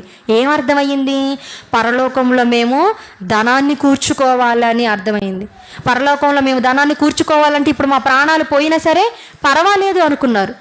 ఇప్పుడు మా ప్రాణాలు పోయినా పర్వాలేదు, ఎందుకంటే మేము దేవుని కోసం మేము మా ప్రాణాన్ని త్యాగం చేశాం కాబట్టి ఆ పరలోకం మాకు వచ్చిద్ది. కాబట్టి వాళ్ళు ఏం చేశారు? తమ ప్రాణాలను సైతం ఇవ్వడానికి సిద్ధపడిపోయారు. వాళ్ళకి అప్పుడు కొత్తగా వెళ్ళిన ప్రాంతంలో ఎటువంటి కుటుంబ సమస్యలు రాలేదు అనుకోమాకండి. ఎన్నో కుటుంబ సమస్యలు వచ్చి ఉంటాయి, ఖచ్చితంగా వచ్చి ఉంటాయి. ఎందుకంటే అకుల ప్రిస్కిల్ అక్కడికి ఎలా వెళ్ళిన వాళ్ళు? కొత్తగా వెళ్ళిన వాళ్ళకి ఇల్లు దొరకలేదనే సమస్య ఉండిద్ది. ఇల్లు దొరికితే పని దొరకలేదన్న సమస్య ఉండిద్ది. పని దొరికితే పని దొరికింది అనుకో, పనికి తగ్గ డబ్బులు రావట్లేదన్న సమస్య ఉండిద్ది. ఎన్ని సమస్యలు! ఒక పూట తిని ఒక పూట మానుకొని ఉండొచ్చు. మనం కూడా అంతే కదా, ఎన్నో వాటికి అడ్జస్ట్ అవుతాం, అంటే ఎన్నో వాటిని మనం సర్దుకుంటూ ఉంటాము. ఆనాడు అకుల ప్రిస్కిల్లా కూడా ఏం చేశారు? ఎన్నో వాటిని సర్దుకున్నారు, ఎన్నో వాటికి తట్టుకొని, ఎన్నో వాటికి నిలబడి తమ భక్తిని అణిచివేసుకోకుండా ఏం చేశారు అంటే తమ భక్తిని కాపాడుకున్నారు. ప్రియులారా, మనము కూడా మన జీవితాల్లో మనకొచ్చే ఐహిక విచారాల వలన ఏం చేయాలి? మన భక్తిని మనము అణిచివేసుకొనకూడదు. వాక్యం అనేది గనక మనలో ఫలిస్తే మనల్ని రక్షించేది ఏంటిది? వాక్యం. ఆ వాక్యము ద్వారా మనం ఏం చేయాలి? మనకు వచ్చిన ఆ విచారాలని అణిచివేయాలి. అణిచివేస్తే అప్పుడు మనము ఎదగటానికి ఈ వాక్యం అనేది ఉపయోగపడిద్ది. ఎందుకంటే ఈ వాక్యం ఎందుకు ఉపయోగపడిద్ది? ఒకసారి యాకోబు పత్రిక చూడండి. యాకోబు పత్రిక మొదటి అధ్యాయము, యాకోబు పత్రిక మొదటి అధ్యాయము 21వ వచనం చూడండి. అందుచేత సమస్త కల్మషమును విర్రవీగుచున్న దుష్టత్వమును మాని లోపల నాటబడి మీ ఆత్మలను రక్షించుటకు శక్తిగల వాక్యమును సాత్వికముతో అంగీకరించుడి. దేన్ని అంగీకరించమని చెబుతున్నాడు? శక్తిగల వాక్యమును అంగీకరించమని. అంటే ఆత్మను రక్షించగలిగిన శక్తి దేనికి ఉంది? వాక్యానికి ఉంది. ఆ వాక్యం ఎవరిలో ఫలించాలి? మనలో ఫలించాలి. అలా ఫలించిన వాక్యం మనకి ఎలా ఉపయోగపడిద్ది అంటే, మనకొచ్చిన ఐహిక విచారాలను అణిచివేసి మనం భక్తిలో ఎదగటానికి ఏది ఉపయోగపడిద్ది? వాక్యం ఉపయోగపడిద్ది. వాక్యంలో మీరు ఎదగాలి. వాక్యాన్ని మీ హృదయంలో ఉంచుకోవాలి. ఎందుకు హృదయంలో ఉంచుకోవాలంటే, ప్రతినిత్యం క్రైస్తవులు పారుకలాడేది దేనికోసం? ఈ ఆత్మరక్షణ కోసమే కదండి. ఈ ఆత్మరక్షణ కోసమే కదా. మనం ప్రతి ఆదివారం దేవుని దగ్గరికి వస్తున్నాము అంటే, దేవుని నమ్ముకుంటున్నాము అంటే దేనికోసం నమ్ముతున్నాము? మన ఆత్మరక్షణ కోసం దేవుని నమ్మాలి. అంతేగాని సమస్యలు పోతాయనో, లేకపోతే ఏమంటారు ఇల్లు కట్టుకుంటామో, పొలాలు వస్తాయి, స్థలాలు వస్తాయి అని మనం దేవుణ్ణి నమ్మకూడదు. ఇప్పుడున్న క్రైస్తవులు అందరూ కూడా దేవుణ్ణి ఎలా నమ్ముతున్నారంటే, ఏవో సమస్యలు లేకపోతే ఏవో కోరికలు తీరలేదు వాటిని తీర్చుకోవడానికి. అలాంటి వాటి కోసం మీరు దేవుణ్ణి నమ్ముకున్నారా ప్రియులరా? అలా నమ్ముకోకూడదండి. మనం కేవలం దేవుణ్ణి ఎలా నమ్ముకోవాలి అంటే, మన ఆత్మను రక్షించుకోవడం కోసం మాత్రమే మనం దేవుణ్ణి నమ్ముకోవాలి. మా ఆత్మను మనం రక్షించుకునే శక్తి దేనికి ఉంది? వాక్యానికి ఉంది. ఆ వాక్యాన్ని మనము ఫలింపజేసుకోవాలి.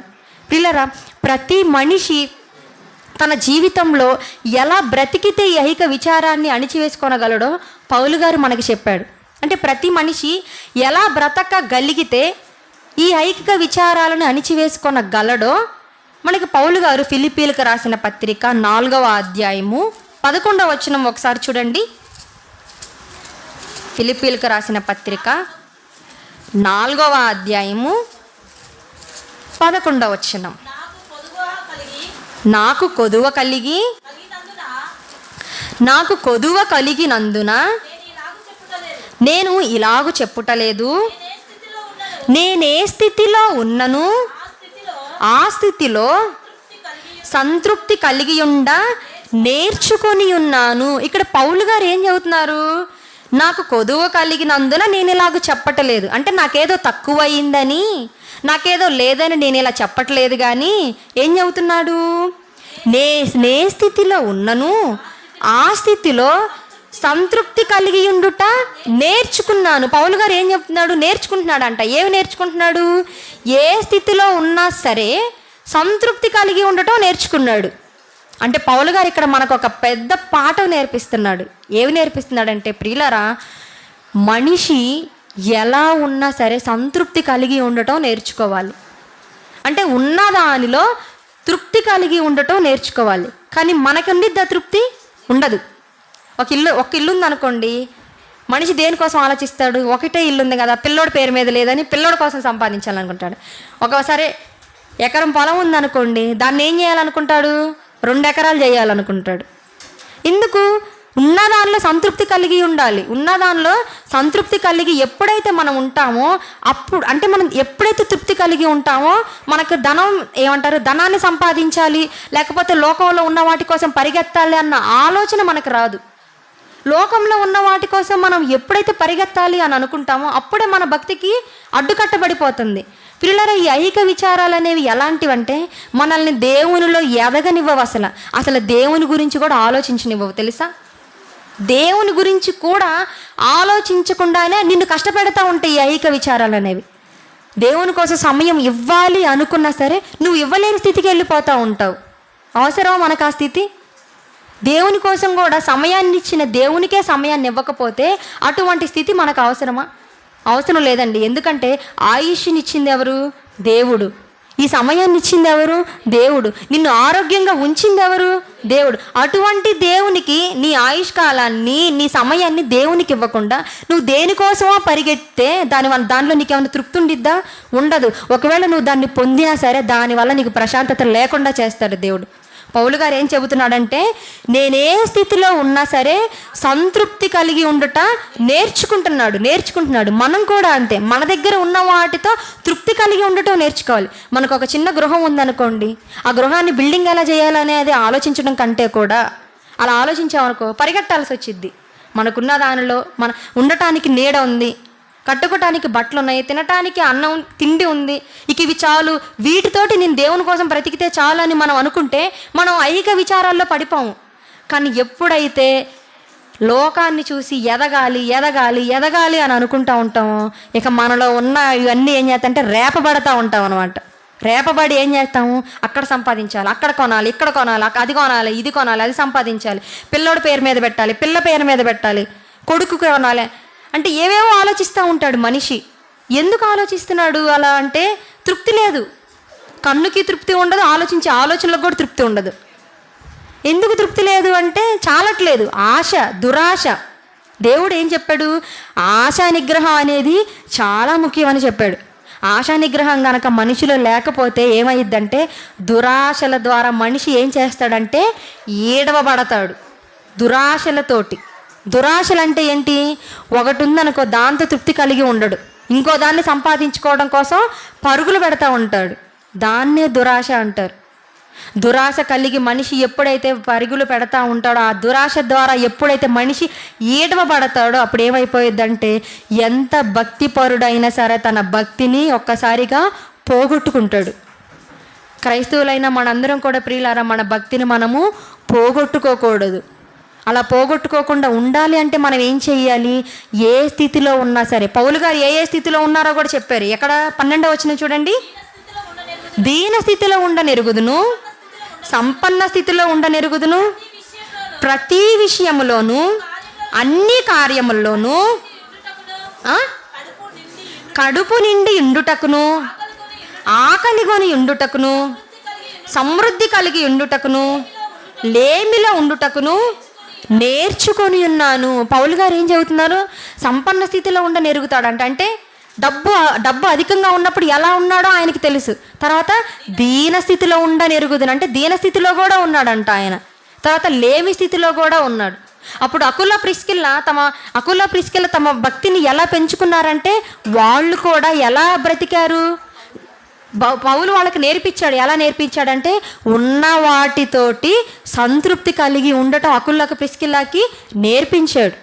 అలా నేర్పించబట్టే కదా డేరాలు గుట్టుకునే పని అంటే పట్టలు గుట్టుకునే పనితోటి ఎంత డబ్బులు వస్తాయి మీరు ఒకసారి ఆలోచించండి. ఎంత వస్తాయండి? ఇప్పుడున్న ప్రస్తుత కాలంలో ఒక సగటు మనిషికి 25,000 జీతమే సరిపోవట్లేదు. అవునా? 25,000 జీతం కూడా సరిపోవట్లేదు. ఎన్నో ఖర్చులు ఉన్నాయి. ఇల్లుండి కుటుంబం అంతా ఉండి వచ్చే 25,000 ఒక కుటుంబానికి సరిపోనప్పుడు మరి అప్పుడు క్రొత్తగా వెళ్ళారు ఒక ప్రాంతానికి. అకుల ప్రిస్కిల్ల ఒక ప్రాంతానికి క్రొత్తగా వెళ్ళారు. పోను అక్కడ ఏమైనా లక్షలు వచ్చే ఉద్యోగం కూడా కాదు, పట్టలు అంటే డేరాలు కుట్టుకునే పని. దానిలో వచ్చిన డబ్బులతో మరి వాళ్ళు ఎలా సంతృప్తి కలిగి ఉండుంటారు?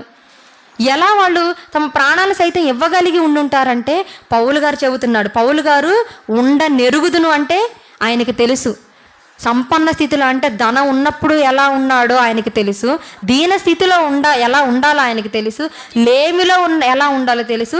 ప్రతి విషయంలోనూ అన్ని కార్యములలోనూ కడుపు నిండి ఉండుట, ఆకలి కొనుటయను, సమృద్ధి కలిగి ఉండుటను, లేమిలో ఉండుటను నేర్చుకొని ఉన్న పౌలు గారే అకులకు పిస్కిలకు నేర్పించారు.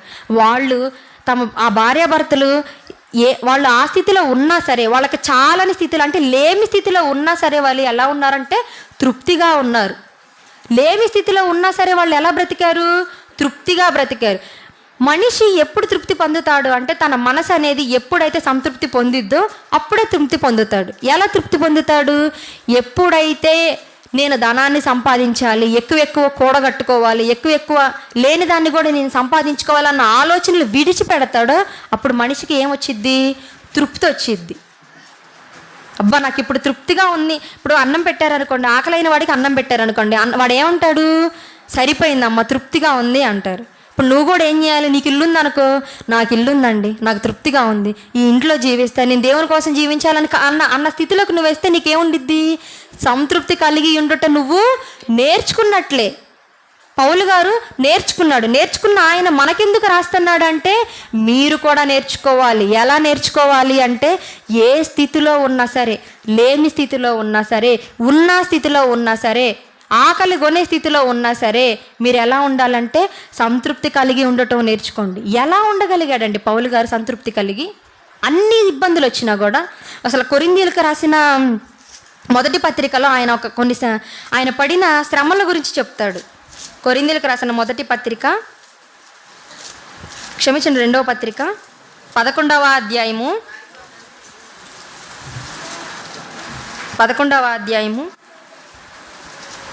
26వ వచనం ఒకసారి చూడండి. 27వ వచనం చదవండి. ప్రయాసముతోను కష్టముతోను తరచుగా జాగరణములతోనూ ఆకలి దప్పులతోనూ తరచుగా ఉపవాసములతోనూ చలితోనూ దిగంబరత్వముతోనూ ఉంటిని. ఇక్కడ ఎలా ఉన్నాడంట? ఆయన ఆకలి దప్పులతో ఉన్నాడంట, ఉపవాసాలతో ఉన్నాడంట, చలితో ఉన్నాడంట, దిగంబరత్వంతో ఉన్నాడంట. అన్నిటిలో ఉన్నా సరే పౌలు గారు ఎలా జీవించాడంటే ఒక మగసిరి గల మాట అన్నాడు. ఏమనంటే నేను నా విశ్వాసమును కాపాడుకుంటుంది, నా కొరకు నీతి కిరీటం ఉంచబడి ఉన్నది అని పౌలు గారు అంత ధైర్యంగా చెప్పగలిగాడు. అంటే ఏంటి? ఆయన భక్తి ఎలా పెంచుకున్నాడు? ఇప్పుడు చెప్పబడినవన్నీ ఏంటండి? ఐహిక విచారాలే, అవునా? ఇప్పుడు చెప్పబడినవన్నీ ఏంటి? కష్టాలు, ఐహిక విచారమే. జాగరణలు అంటే ఏంటి? నిద్ర లేకపోవటం. తర్వాత ఆకలి దప్పులు అంటే ఏంటి? టయానికి అన్నం లేకపోవడం. తర్వాత ఉపవాసాలు అంటే కొన్ని రోజులు అసలు భోజనమే లేని పరిస్థితి. చలితోనూ దిగంబరత్వముతోనూ ఉంటిని. ఇవన్నీ ఏంటి? ఐహిక విచారాలే. మరి ఈ ఐహిక విచారాలు పౌలు గారు దేవునిలో ఎదగటానికి ఏమన్నా అడ్డుపడ్డాయా? అడ్డుపడలేదు. మరి పౌలు గారికి అడ్డుపడని ఈ ఐహిక విచారాలు మన భక్తికి ఏమన్నా అడ్డుపడతాయా? అడ్డుపడకూడదు. అలా అడ్డుపడకూడదు అంటే మనం ఏం చేయాలి? పౌలు గారు ఏర్పరిచిన మార్గం ఒకటి ఉంది. ఏంటది? ఏ స్థితిలో ఉన్నా సరే ఎలా ఉండాలి? సంతృప్తి నుండనెరుగుదును. మనము కూడా అంతే. ఏ స్థితిలో ఉన్నా సరే ఎలా ఉండాలి? తృప్తి కలిగి ఉండాలి, సంతృప్తి కలిగి ఉండాలి. అలా సంతృప్తి కనుక మనము కలిగి ఉంటే మన భక్తి జీవితానికి ఏ ఐహిక విచారాలు అనేవి అడ్డం రావు. మన భక్తి ఏ ఐహిక విచారాలని ముళ్ళు మనల్ని అణిచివేయబడలేవు. ప్రియులారా, ఏవి అణిచివేయబడలేవు. మనం దినదినము ఎదగాలి అంటే దేవునిలో మనకి కావాల్సింది ఈ వాక్యమే మనం ఫలించాలి. అలా ఫలించేటప్పుడు ఈ ఐహిక విచారాలు అనేవి వెళ్ళిపోతూ ఉంటాయి వెనక్కి. రోజులు గడిచే కొద్దీ మనం దేనికోసమైతే విచారిస్తూ ఉంటామో, దేనికోసమైతే మనం దిగులు పడుతూ ఉంటామో అవన్నీ కూడా ఏం చేస్తాయంటే వెనక్కి వెళ్ళిపోతూ ఉంటాయి. అలా అవి వెనక్కి వెళ్ళిపోవాలంటే ఎలా? నువ్వు అక్కడే స్ట్రక్ అనంటే ఏంటి? నువ్వు అక్కడ ఆగిపోకూడదు. నాకు ఈ కష్టం వచ్చింది, నాకు ఈ శ్రమ వచ్చింది, నాకు ఈ సమస్య వచ్చింది, ఇక నా వల్ల కాదు బాబోయ్, మా ఆయన అసలు ఊరుకోవట్లేదు, ప్రార్థనకి వెళ్తే అస్సలే ఊరుకోవట్లేదు అని చాలామంది స్త్రీలకు ఉండే సమస్య ఏంటంటే ఇదే. భర్తలు ఒప్పుకోరు. భర్తలు కొంతమంది ఏం చేస్తారు? ప్రార్థనలకు వెళ్ళాలంటే ఒప్పుకోరు. అక్కడ నీకు వచ్చింది ఒక విచారం. అప్పుడు నువ్వేం చేయాలి? ప్రియులరా, మీరు భక్తని కాదని దేవుని దగ్గర గనక వస్తే నీకు వచ్చిన ఆ విచారం దేవుని వల్లనే పోయిద్ది. మనం అప్పుడు అక్కడ ఆగిపోతాం. ఎక్కడ ఆగిపోతాం అంటే ఇప్పుడు నేను భర్తని కాదని వెళితే తర్వాత వస్తే నా పరిస్థితి ఏందని తర్వాత గురించి ఆలోచిస్తాం. ముందు నువ్వు రా, తర్వాత జరిగే పరిస్థితి తర్వాత జరిగిద్ది. ముందు నువ్వు రావాలి కదా. వచ్చిన దానివల్ల నీకున్న ఆసక్తిని అణిచివేసుకొని దేవునికి దూరం అయిపోతే ఇంకా నీ భక్తి ఏమైపోయిద్ది? అణిచివేయబడిద్ది. ఎప్పుడైతే నువ్వు ఆ ముళ్ళుని దాటుకొని వస్తావో, అది ఏదైనా కూడా కానియచ్చు, కుటుంబ సమస్య అయినా కానియచ్చు, డబ్బు సమస్య అయినా కానియచ్చు, పిల్లలు కానియచ్చు, భర్త కానియచ్చు, ఇవన్నీ ముళ్ళే. ఈ ముళ్ళన్నిటిని ఎప్పుడైతే నువ్వు పగలగొట్టుకొని బయటికి వస్తావో నువ్వు మరలా ఆ ముళ్ళలోకి వెళ్లకుండా ఒక మార్గాన్ని నువ్వు తెలుసుకోగలవు. ఆ ముళ్ళు మరలా నీ దగ్గరకు వచ్చినప్పుడు వాటిని ఎలా అధిగమించాలో, వాటిని ఎలా తీసివేసుకోవాలో మనకు అర్థమయ్యేది. ఎందుకంటే ఆల్రెడీ ఒకసారి అనుభవం అయింది కదా. ఒక్కసారి మనం ఈ ఐహిక విచారాలు అనే ఈ ముండ్ల పొదల్ని ఎప్పుడైతే పగలగొట్టుకొని బయటికి వస్తామో అప్పుడే మన భక్తి ఎదిగిద్ది. ఎదిగిన భక్తి మనకి నేర్పించిద్ది ఏమైనా తెలుసా? ఆల్రెడీ నీకు వచ్చిన సమస్యలే ఇవి, ఆల్రెడీ నువ్వు అనుభవించినయే. వీటిల్లో నువ్వు ఎలా ఉండాలో నీకు తెలుసు కాబట్టి వీటిని మేనేజ్ చేయాలో నీకు తెలుసు అని నీ భక్తి నీకు నేర్పించిద్ది ప్రియులారా. మన ఐహిక విచారాలని మనమే ఏం చేయొచ్చు?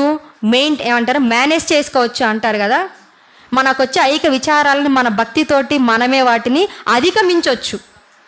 కానీ అలా కాకుండా మనకున్న ఆసక్తిని, మనకున్న భక్తిని, దేవునిలో ఎదగాలి అన్న మనసుని, మనకున్న ఈ డబ్బు సమస్యల వల్ల, లేకపోతే ఈ కుటుంబ సమస్యల వల్ల, లేకపోతే బంధువుల సమస్యల వల్ల, పిల్లల సమస్యల వల్ల మనకున్న ఆసక్తిని మనము ముండ్ల ద్వారా అణిచివేసుకున్నాం అనుకో, ఇక తర్వాత ఎదగాలి అనుకున్నా సరే మనము ఎదగలేము. ఎదగాలి అనుకున్నా సరే మనం ఎదగలేము ప్రియులారా. ఎందుకంటే ఆల్రెడీ ముళ్ళు అనేవి లోతుల్లోకి వెళ్ళిపోయినాయి.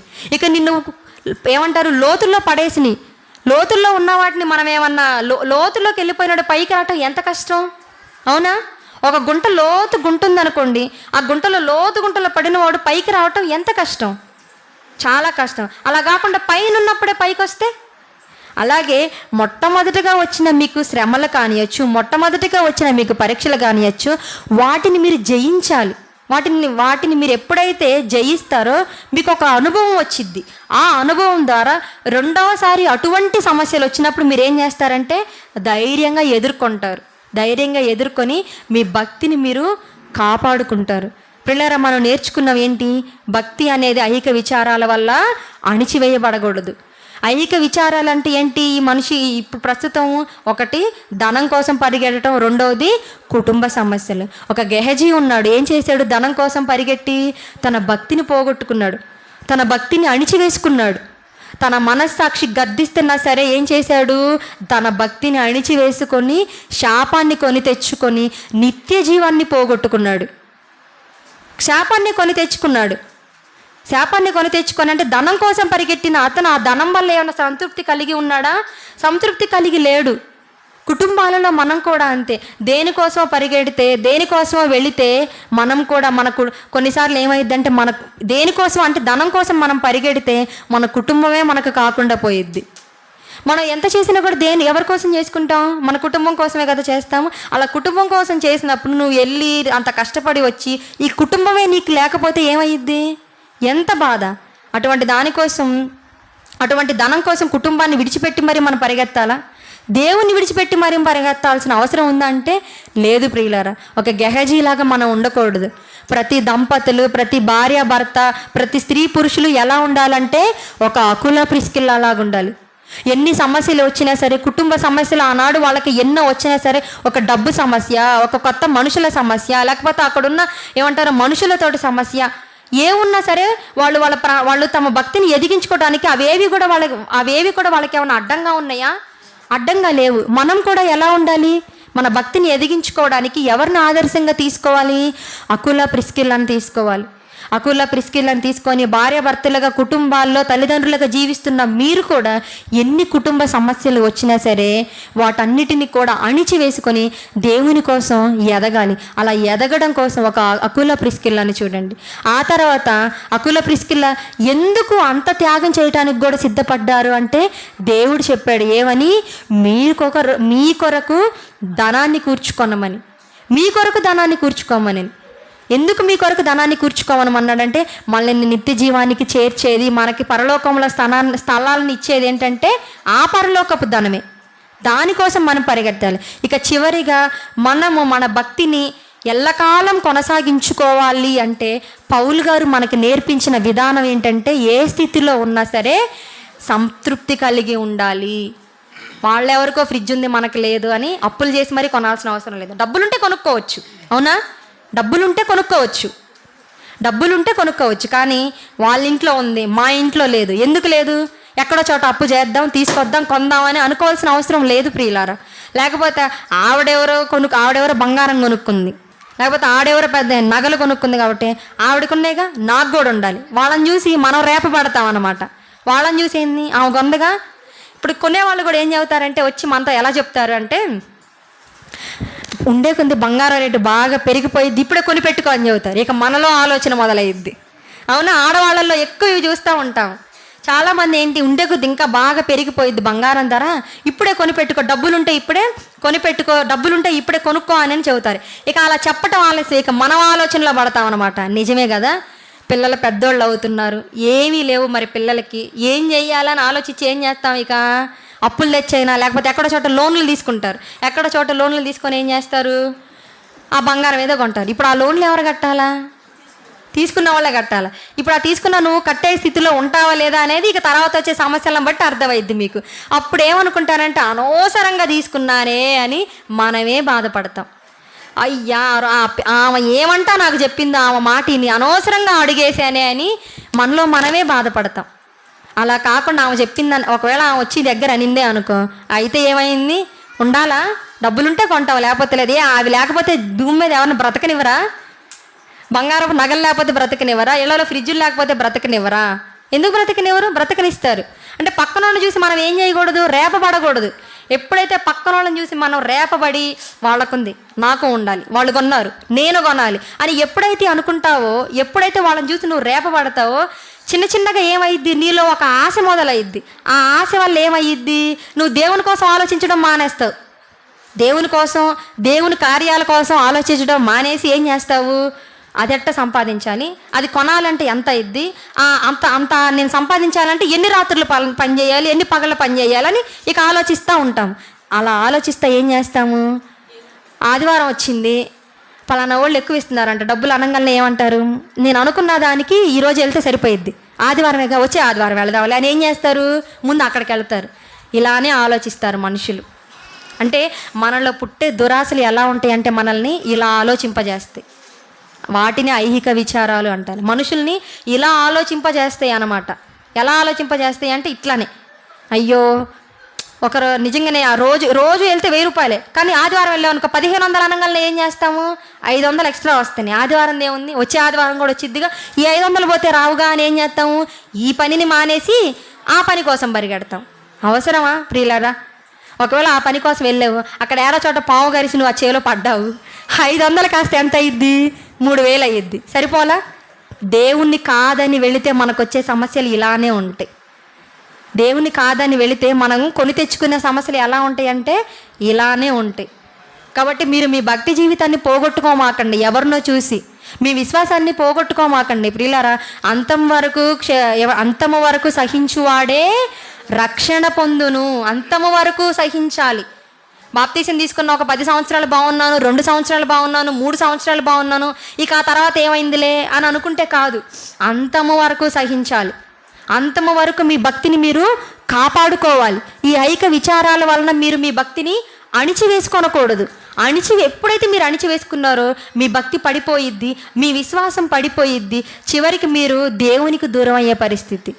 అటువంటి పరిస్థితి మనకొద్దు ప్రియులారా. మీరు అనునిత్యం దేవునిలో పనిచేస్తున్న వాళ్ళు, మీరు అనునిత్యం దేవుని కోసం బ్రతకాలని ఆశ కలిగిన వాళ్ళు ఇక్కడికి వచ్చారు అంటే మీరు ఏ ఆశ కలిగి వచ్చారు, దేవునిలో గడపాలని, దేవునికి సమయాన్ని ఇవ్వాలని వచ్చారు. ఇలా వచ్చిన మీరు బయటికి వెళ్ళినా సరే మీ భక్తి జీవితాన్ని ఎలా కొనసాగించాలి అంటే దేవునిలో కొనసాగించాలి, దేవునిలో భక్తిగా ఎదగటం కోసం కొనసాగించాలి. చివరగా హెబ్రీ పత్రిక 10వ అధ్యాయం 37వ వచనం చూడండి. హెబ్రీ పత్రిక 10వ అధ్యాయము 37వ వచనం. ఇక కాలము బహు కొంచెముగా ఉన్నది, వచ్చుచున్నవాడు ఆలస్యము చేయక వచ్చును. వచ్చుచున్నవాడు ఆలస్యముగా చేయక వచ్చుచున్నాడంటే ఎవరు వస్తున్నారు? యేసుక్రీస్తు వారు. ఇప్పుడు మనం ఏ కాలంలో ఉన్నాము? అంత్యకాలంలో ఉన్నాము, అంత్య దినాలలో ఉన్నాము. ఇప్పుడు మనం బ్రతుకుతున్నవి ఏంటివి? అంత్యదినాలే. అంత్యదినాలేనా అని అనడానికి మనకేంటండి ప్రూఫ్ అంటారా? ఇప్పుడు జరుగుతున్న పరిస్థితులే. దేవుడు అంత్యదినాల్లో మనుషులు ఎలా ఉంటారని చెప్పాడో అటువంటి పరిస్థితులన్నీ కూడా ఇప్పుడు మన సమాజంలో చూస్తున్నాం ప్రియులారా. చూడట్లేదా? ఏం చెప్పాడు దేవుడు? అంత్యదినాలు ఎలా ఉంటాయి అని చెప్పాడు. మనుషులు స్వార్థపరులు అయిపోతారన్నారు. చూడట్లేదా మనం మనుషులు ఎంత స్వార్థపరులుగా ఉంటున్నారో? తోడబుట్టినవాడు పట్లే తోడబుట్టినవాడు, ఒక అన్న పట్ల తమ్ముడు ఎలా ఉంటున్నాడు? స్వార్థపరుడుగా ఉండే రోజులు. తర్వాత పిల్లలు ఎలా ఉంటారు? కృతజ్ఞత లేని వారుగా ఉంటారని చెప్పాడు. ఒక్కసారి ఆలోచించండి. మనం లోకాన్ని చూస్తే పిల్లలు యవ్వనంకి వచ్చిన దగ్గర నుండి పిల్లలు ఎలా ఉన్నారంటే తల్లిదండ్రుల మాట కనీసం చెవిన పెట్టని వారిగా ఉండిపోయారు. తల్లిదండ్రుల మాట పిల్లలు వింటున్నారా? వినరు. ఎందుకు వినట్లేదు? అంతే దినాల్లో కృతజ్ఞత లేని వాళ్ళుగా అయిపోయి తల్లిదండ్రుల మాట కూడా వినని స్థితికి పిల్లలు వెళ్ళిపోయారు. అంటే అంత్య దినాలు అనేవి ఎప్పుడో యేసుక్రీస్తు వారు వచ్చిన దగ్గర నుండే ప్రారంభమయ్యాయి. ఇప్పుడు మన కాలంలో కూడా జరుగుతున్నాయి. ఈ అంత్య దినాల్లో మనము మన భక్తిని కాపాడుకోవాలి. ఎందుకు కాపాడుకోవాలి? వచ్చుచున్నవాడు ఎలా వస్తున్నాడు? ఆలస్యం చేయక వస్తున్నాడు. యేసుక్రీస్తు వారు రాబోతున్నారు ప్రియులారా. యేసుక్రీస్తు వారు రాబోతున్నాడు. వచ్చి ఏం చేస్తాడు? తన సంఘం అన్నీ ఈ సంఘాన్ని తీసుకెళ్ళి ఎవరికి అప్పగిస్తారు? తన తండ్రికి అప్పగిస్తాడు. మరి ఆ తండ్రికి అప్పగించే ఆ సంఘంలో మనమున్నామా? ఒకసారి ఆలోచించండి. దేవుడు యేసుక్రీస్తు వారు తన తండ్రికి అప్పగింపబోయే ఆ సంఘంలో మనమున్నామా? మనం ఉండాలండి. మనం ఉండాలి. అలా ఉండాలి అంటే ఏం చేయాలి? చివరి వరకు మన భక్తిని మనం కాపాడుకోవాలి. చివరి వరకు మనం మన భక్తిలో నిలిచిన వారమై ఉండాలి. అలా నిలిస్తేనే, అలా భక్తిని మనం కాపాడుకుంటేనే ఆ నిత్య జీవాన్ని పొందుకోగలం ప్రియులారా. అంతేకాని ఐహిక విచారాలు అనే వాటి వలన మీ భక్తిని మీరు అణిచివేసుకొనవద్దు.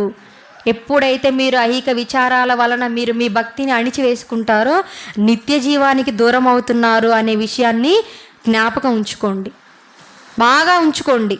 ఎప్పుడైతే వాటి వలన మీరు అణిచివేయబడుతున్నారో, ఎప్పుడైతే మీరు దేవుని కంటే కూడా లోకంలో పనికి ప్రాముఖ్యతనిస్తున్నారో అప్పుడు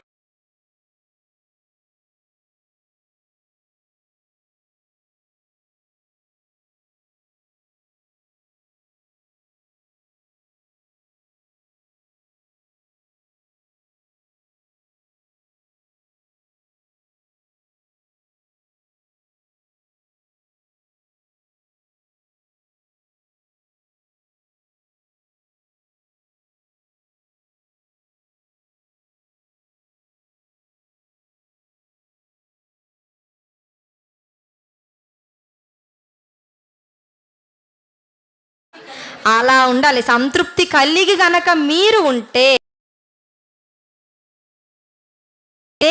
ఏ ఐహిక విచారాలు అనేవి మిమ్మల్ని అణిచివేయవు. ఇది మీరు బాగా గుర్తుపెట్టుకోండి. కనుక ఆసక్తితో విన్న మీ అందరికీ కూడా నా వందనాలు తెలియచేసుకుంటూ ఈ మాటలు ముగిస్తున్నాను.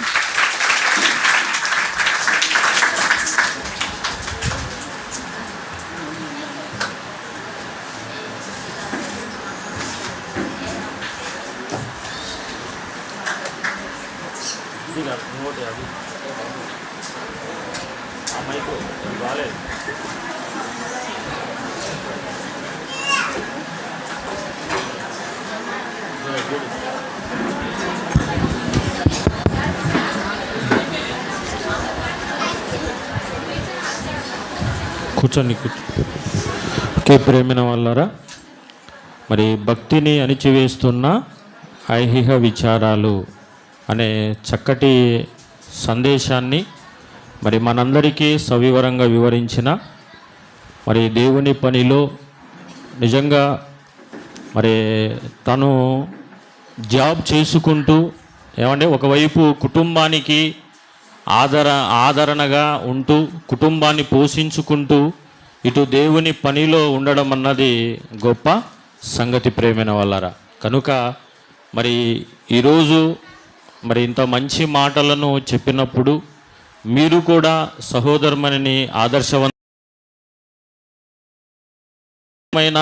జీవన వ్యాపారాలలో కానీ మరి జీవన సంబంధమైన ఐహిక విచారాలలో కానీ చిక్కుకొనకుండా మరి దేవుని పనిలో దేవుని కార్యక్రమాలలో మరి మీరందరూ ముందుకు వెళ్ళాలని మనసారా కోరుతూ మరి చక్కని మాటలను మరి పిలువగానే మరి మా మధ్యకు వచ్చి మరి ఉన్నతమైన దేవుని మహత్తు కలిగిన మాటలను మరి సవివరంగా వివరించిన మరి సహోదరమని మరి విజయకు మరి ఎర్రగుంట్ల క్రైస్ట్ చర్చ్ వారి తరపున హృదయపూర్వక వందనాలు తెలియజేసుకుంటున్నాం.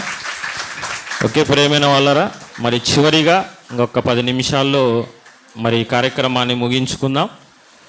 మరి కర్నూలు ప్రాంతంలో మరి గోనిగండ్ల గ్రామములో మరి సహోదరులు బెంజిమన్ అన్న గారు ఉన్నారు.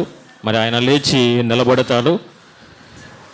మరి నిజంగా ఆయన ఏ ప్రాంతంలో దేవుని పని జరుగుతున్నా మరి చక్కగా వచ్చి దేవుని పనిలో ఉన్న వారిని మరి ప్రోత్సహిస్తూ ఉండడం అన్నది మరి అన్నగారి గొప్పతనం. మరి ఆయన ధనవంతుడు కాదండి, పేదవాడు, వేరే దగ్గర పని చేసుకుంటూ మరి ఈరోజు సిస్టర్ను ఇక్కడికి నాకు పరిచర్యం చేయడం అన్నగారి ద్వారానే. మరి అన్న చెప్పినప్పుడు మొదటిగా లైవ్లో జూమ్ మీటింగ్ ద్వారా, గూగుల్ మీటింగ్ ద్వారా మరి ఒకసారి సహోదరుని మరి వాక్యాన్ని ఇక్కడ చెప్పించిన తర్వాత మరి చక్కగా మెసేజ్ చెబుతుంది అని అన్నప్పుడే మరి 5వ లేఖనాల పరిశోధన సదస్సులో మరి సిస్టర్ను ఎన్నుకోవడం జరిగింది కనుక మరి చక్కగా తను నేర్చుకున్న జ్ఞానాన్ని మరి తన తరములో పుట్టిన స్త్రీలను దేవుని కొరకు బలవంతులుగా చేర్చడానికి మరి సహోదరుని ఎంతగానో ప్రయాసపడుతుంది కనుక మరి ఈ సమయంలో మరి అన్నగారు మరి ఇక్కడ ఉంటున్న స్త్రీల సమాజం వారు చేస్తున్న పనిని బట్టి వారు దేవుని కొరకు కష్టపడుతున్న ప్రయాసను ఆయన చూశాడు గనుక మరి స్త్రీల సమాజం వారి అందరికీ మరి తన కష్టార్జితములో నుంచి ఆయన పెన్నులు ఇస్తానని అన్నగారు అడిగాడు. మరి ఆయన సొంత డబ్బుతో మరి పెన్నులు తీసుకొని వచ్చారు. ఇది 2వసారి ఆయన ఇవ్వడం. 4వ లేఖనాల పరిశోధన సదస్సులో కూడా మరి స్త్రీలందరికీ ఆయన పెన్నులు ఇచ్చాడు. మరి ఈసారి కూడా అన్న నేను వారిని ప్రోత్సహిస్తాను, దేవుని పనిలో బాగా కష్టపడుతున్నారు అని మరి అన్నగారు కోరుకున్నారు కనుక మరి ఆయన మరి సహోదరమని దయచేసి ముందుకు వెళితే మరి ఎర్రగుంట్ల స్త్రీల సమాజం వారు నేను ఒక్కొక్కరిని పిలుస్తాను, త్వరగా వచ్చి మరి పెన్నులను మీరు తీసుకునవలసిందిగా కోరుతున్నాను.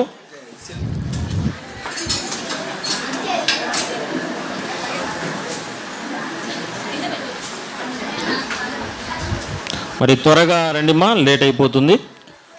మొదటిగా ఐ పుష్పలీల.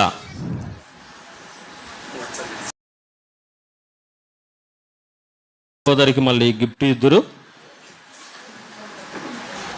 సన్నగా మ్యూజిక్ పెట్టు, సన్నగా మ్యూజిక్. ఐ పుష్పలీల, తర్వాత ఐ జ్యోతి, తర్వాత ఏ వరలక్ష్మి. ఫోటోలు అందరిది వద్దులే, లేట్ అవుతుంది. వి స్వర్ణలత, ఆ వీడియో తీయండి. వి స్వర్ణలత, వి స్వరూప,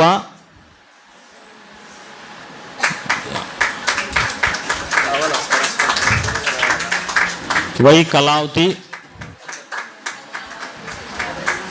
Kalavathi, D Kousalya, D Kondamma,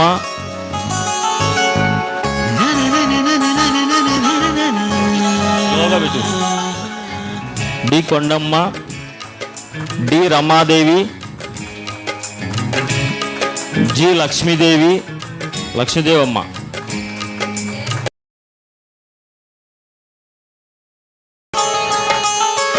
K Mariyamma, K Umamaheswari,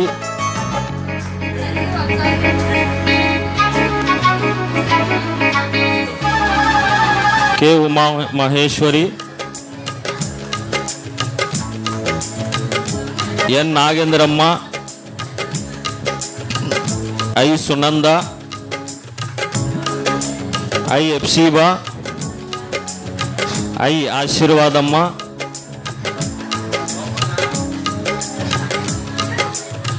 ఒక పెన్నమ్మ ఇచ్చేది, I Shobha,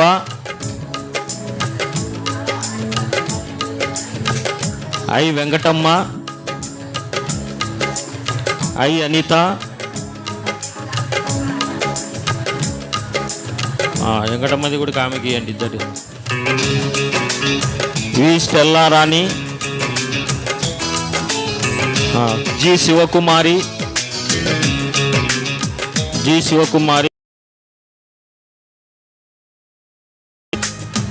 G Sumathi,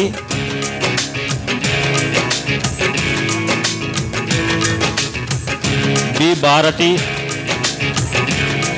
B Rajeswari,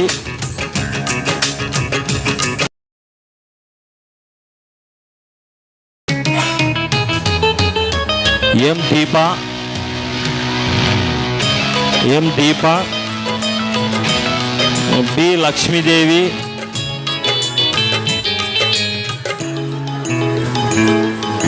ఎం రవణమ్మ, ఆమెకి అండి మంగ ఓపెన్ వాళ్ళమ్మ రవణమ్మకు, are Prasanna, P Venkata Subbamma, B Ravanamma, మా రాజేశ్వరి ఇద్దరి, రవణమ్మ అంటే మస్తానికి వాళ్ళమ్మది, I Pushpavathi,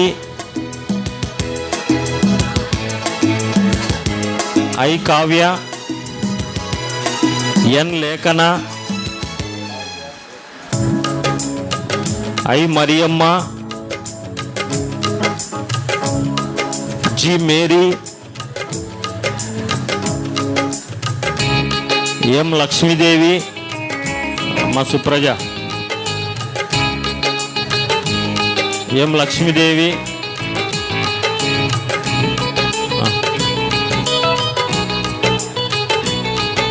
P Santhoshi, K Anuradha, B Sulochana, U శాంతి.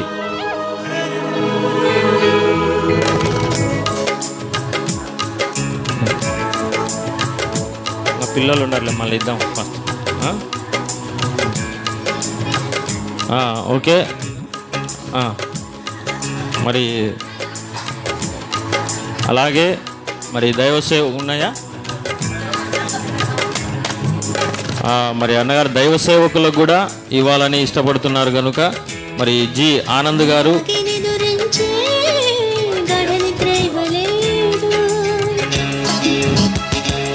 మరి ఎస్ బాబు,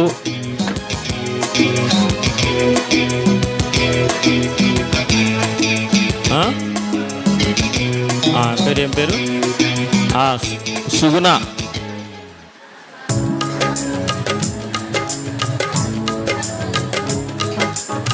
మరి కొందరు మిస్ అయ్యారు, వాళ్ళకి ఎత్తిపెట్టు, మళ్ళీ ప్రాబ్లం వచ్చేది.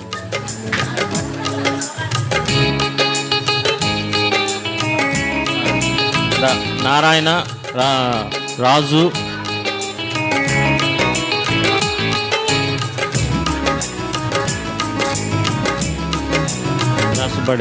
సుబ్బాడి, ఆలగడ్డ,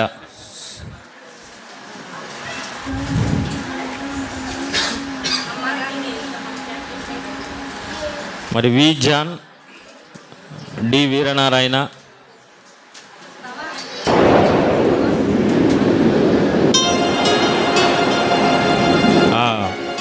కృపమ్మ గారు గుడిక తీసుకోవాలి, రా.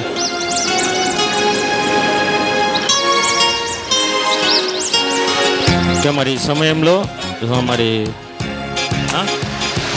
నాకు కూడానా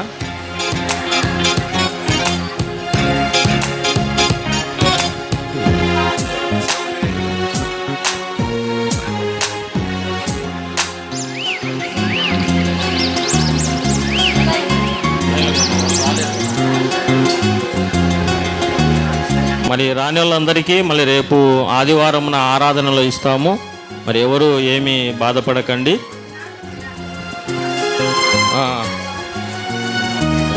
థ్యాంక్ యూ. ఓకే, మరి ఈ సమయంలో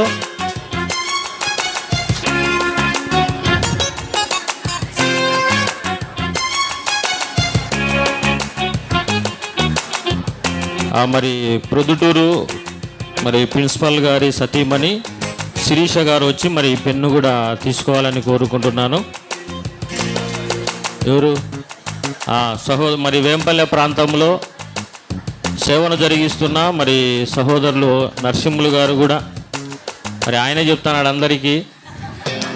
నిజంగా ఆయన పని చేస్తున్న వారిని గుర్తించాడు కనుక అన్నగారు ప్రేమతో ఇస్తున్నారు.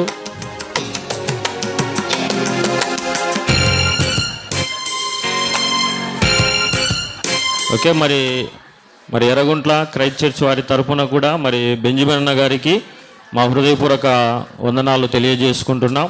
మరి అన్నగారి కుటుంబాన్ని గురించి మరి ఆయన జరిగిస్తున్న పరిచర్యలో చాలా ఆసక్తిగా ఉంటాడు.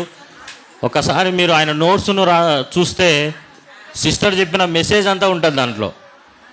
ఏమంటే అంత నీట్గా చక్కగా వ్రాస్తాడు కనుక మరి నిజంగా చాలా ఆసక్తి పరులుగా దేవునిలో ఉంటున్నారు. మరి అన్నగారి నిమిత్తం ప్రార్థన చేయండి. మరి పులివెందలలో దేవుని సేవను జరిగిస్తూ మరి ఇంకా అనేక మందిని అక్కడున్న స్త్రీలను సంఘాన్ని నడిపిస్తున్న మరి సహోదరమని స్వరూపను మరి ముందుకు సిస్టర్ను కూడా ముందుకు రావాల్సిందిగా కోరుతున్నాం. సహోదరి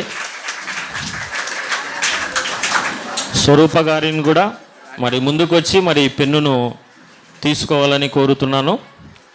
మరి ఎర్రగుంట్ల స్త్రీల సమాజం వారు మరి సిస్టర్కు ఇవ్వాల్సిన గిఫ్టు మరి త్వరగా ఇచ్చి మీరు ఇవ్వవలసిందిగా కోరుతున్నాము. అక్కడే ఉండండి. అలాగే మరి సహోదరమనే విజయ వారి తల్లిగారు కూడా ముందుకు రావాలి. మరి నిజంగా కూతురును మరి దేవుని పనిలో ఎంతగానో ప్రోత్సహిస్తూ మరి మంచి దైవ సేవకురాలిగా మరి తల్లిగారు మరి సహోదరమణిని తీర్చిదిద్దింది కనుక మరి ఆమెను కూడా దేవుడు దీవించులాగున మరి రండిమా శ్రీలమైత్రి వారు ఎర్రగుంట్ల మరి వచ్చి వాళ్ళకు ఇవ్వవలసిన గిఫ్టును ఇవ్వండి. రండి త్వరగా.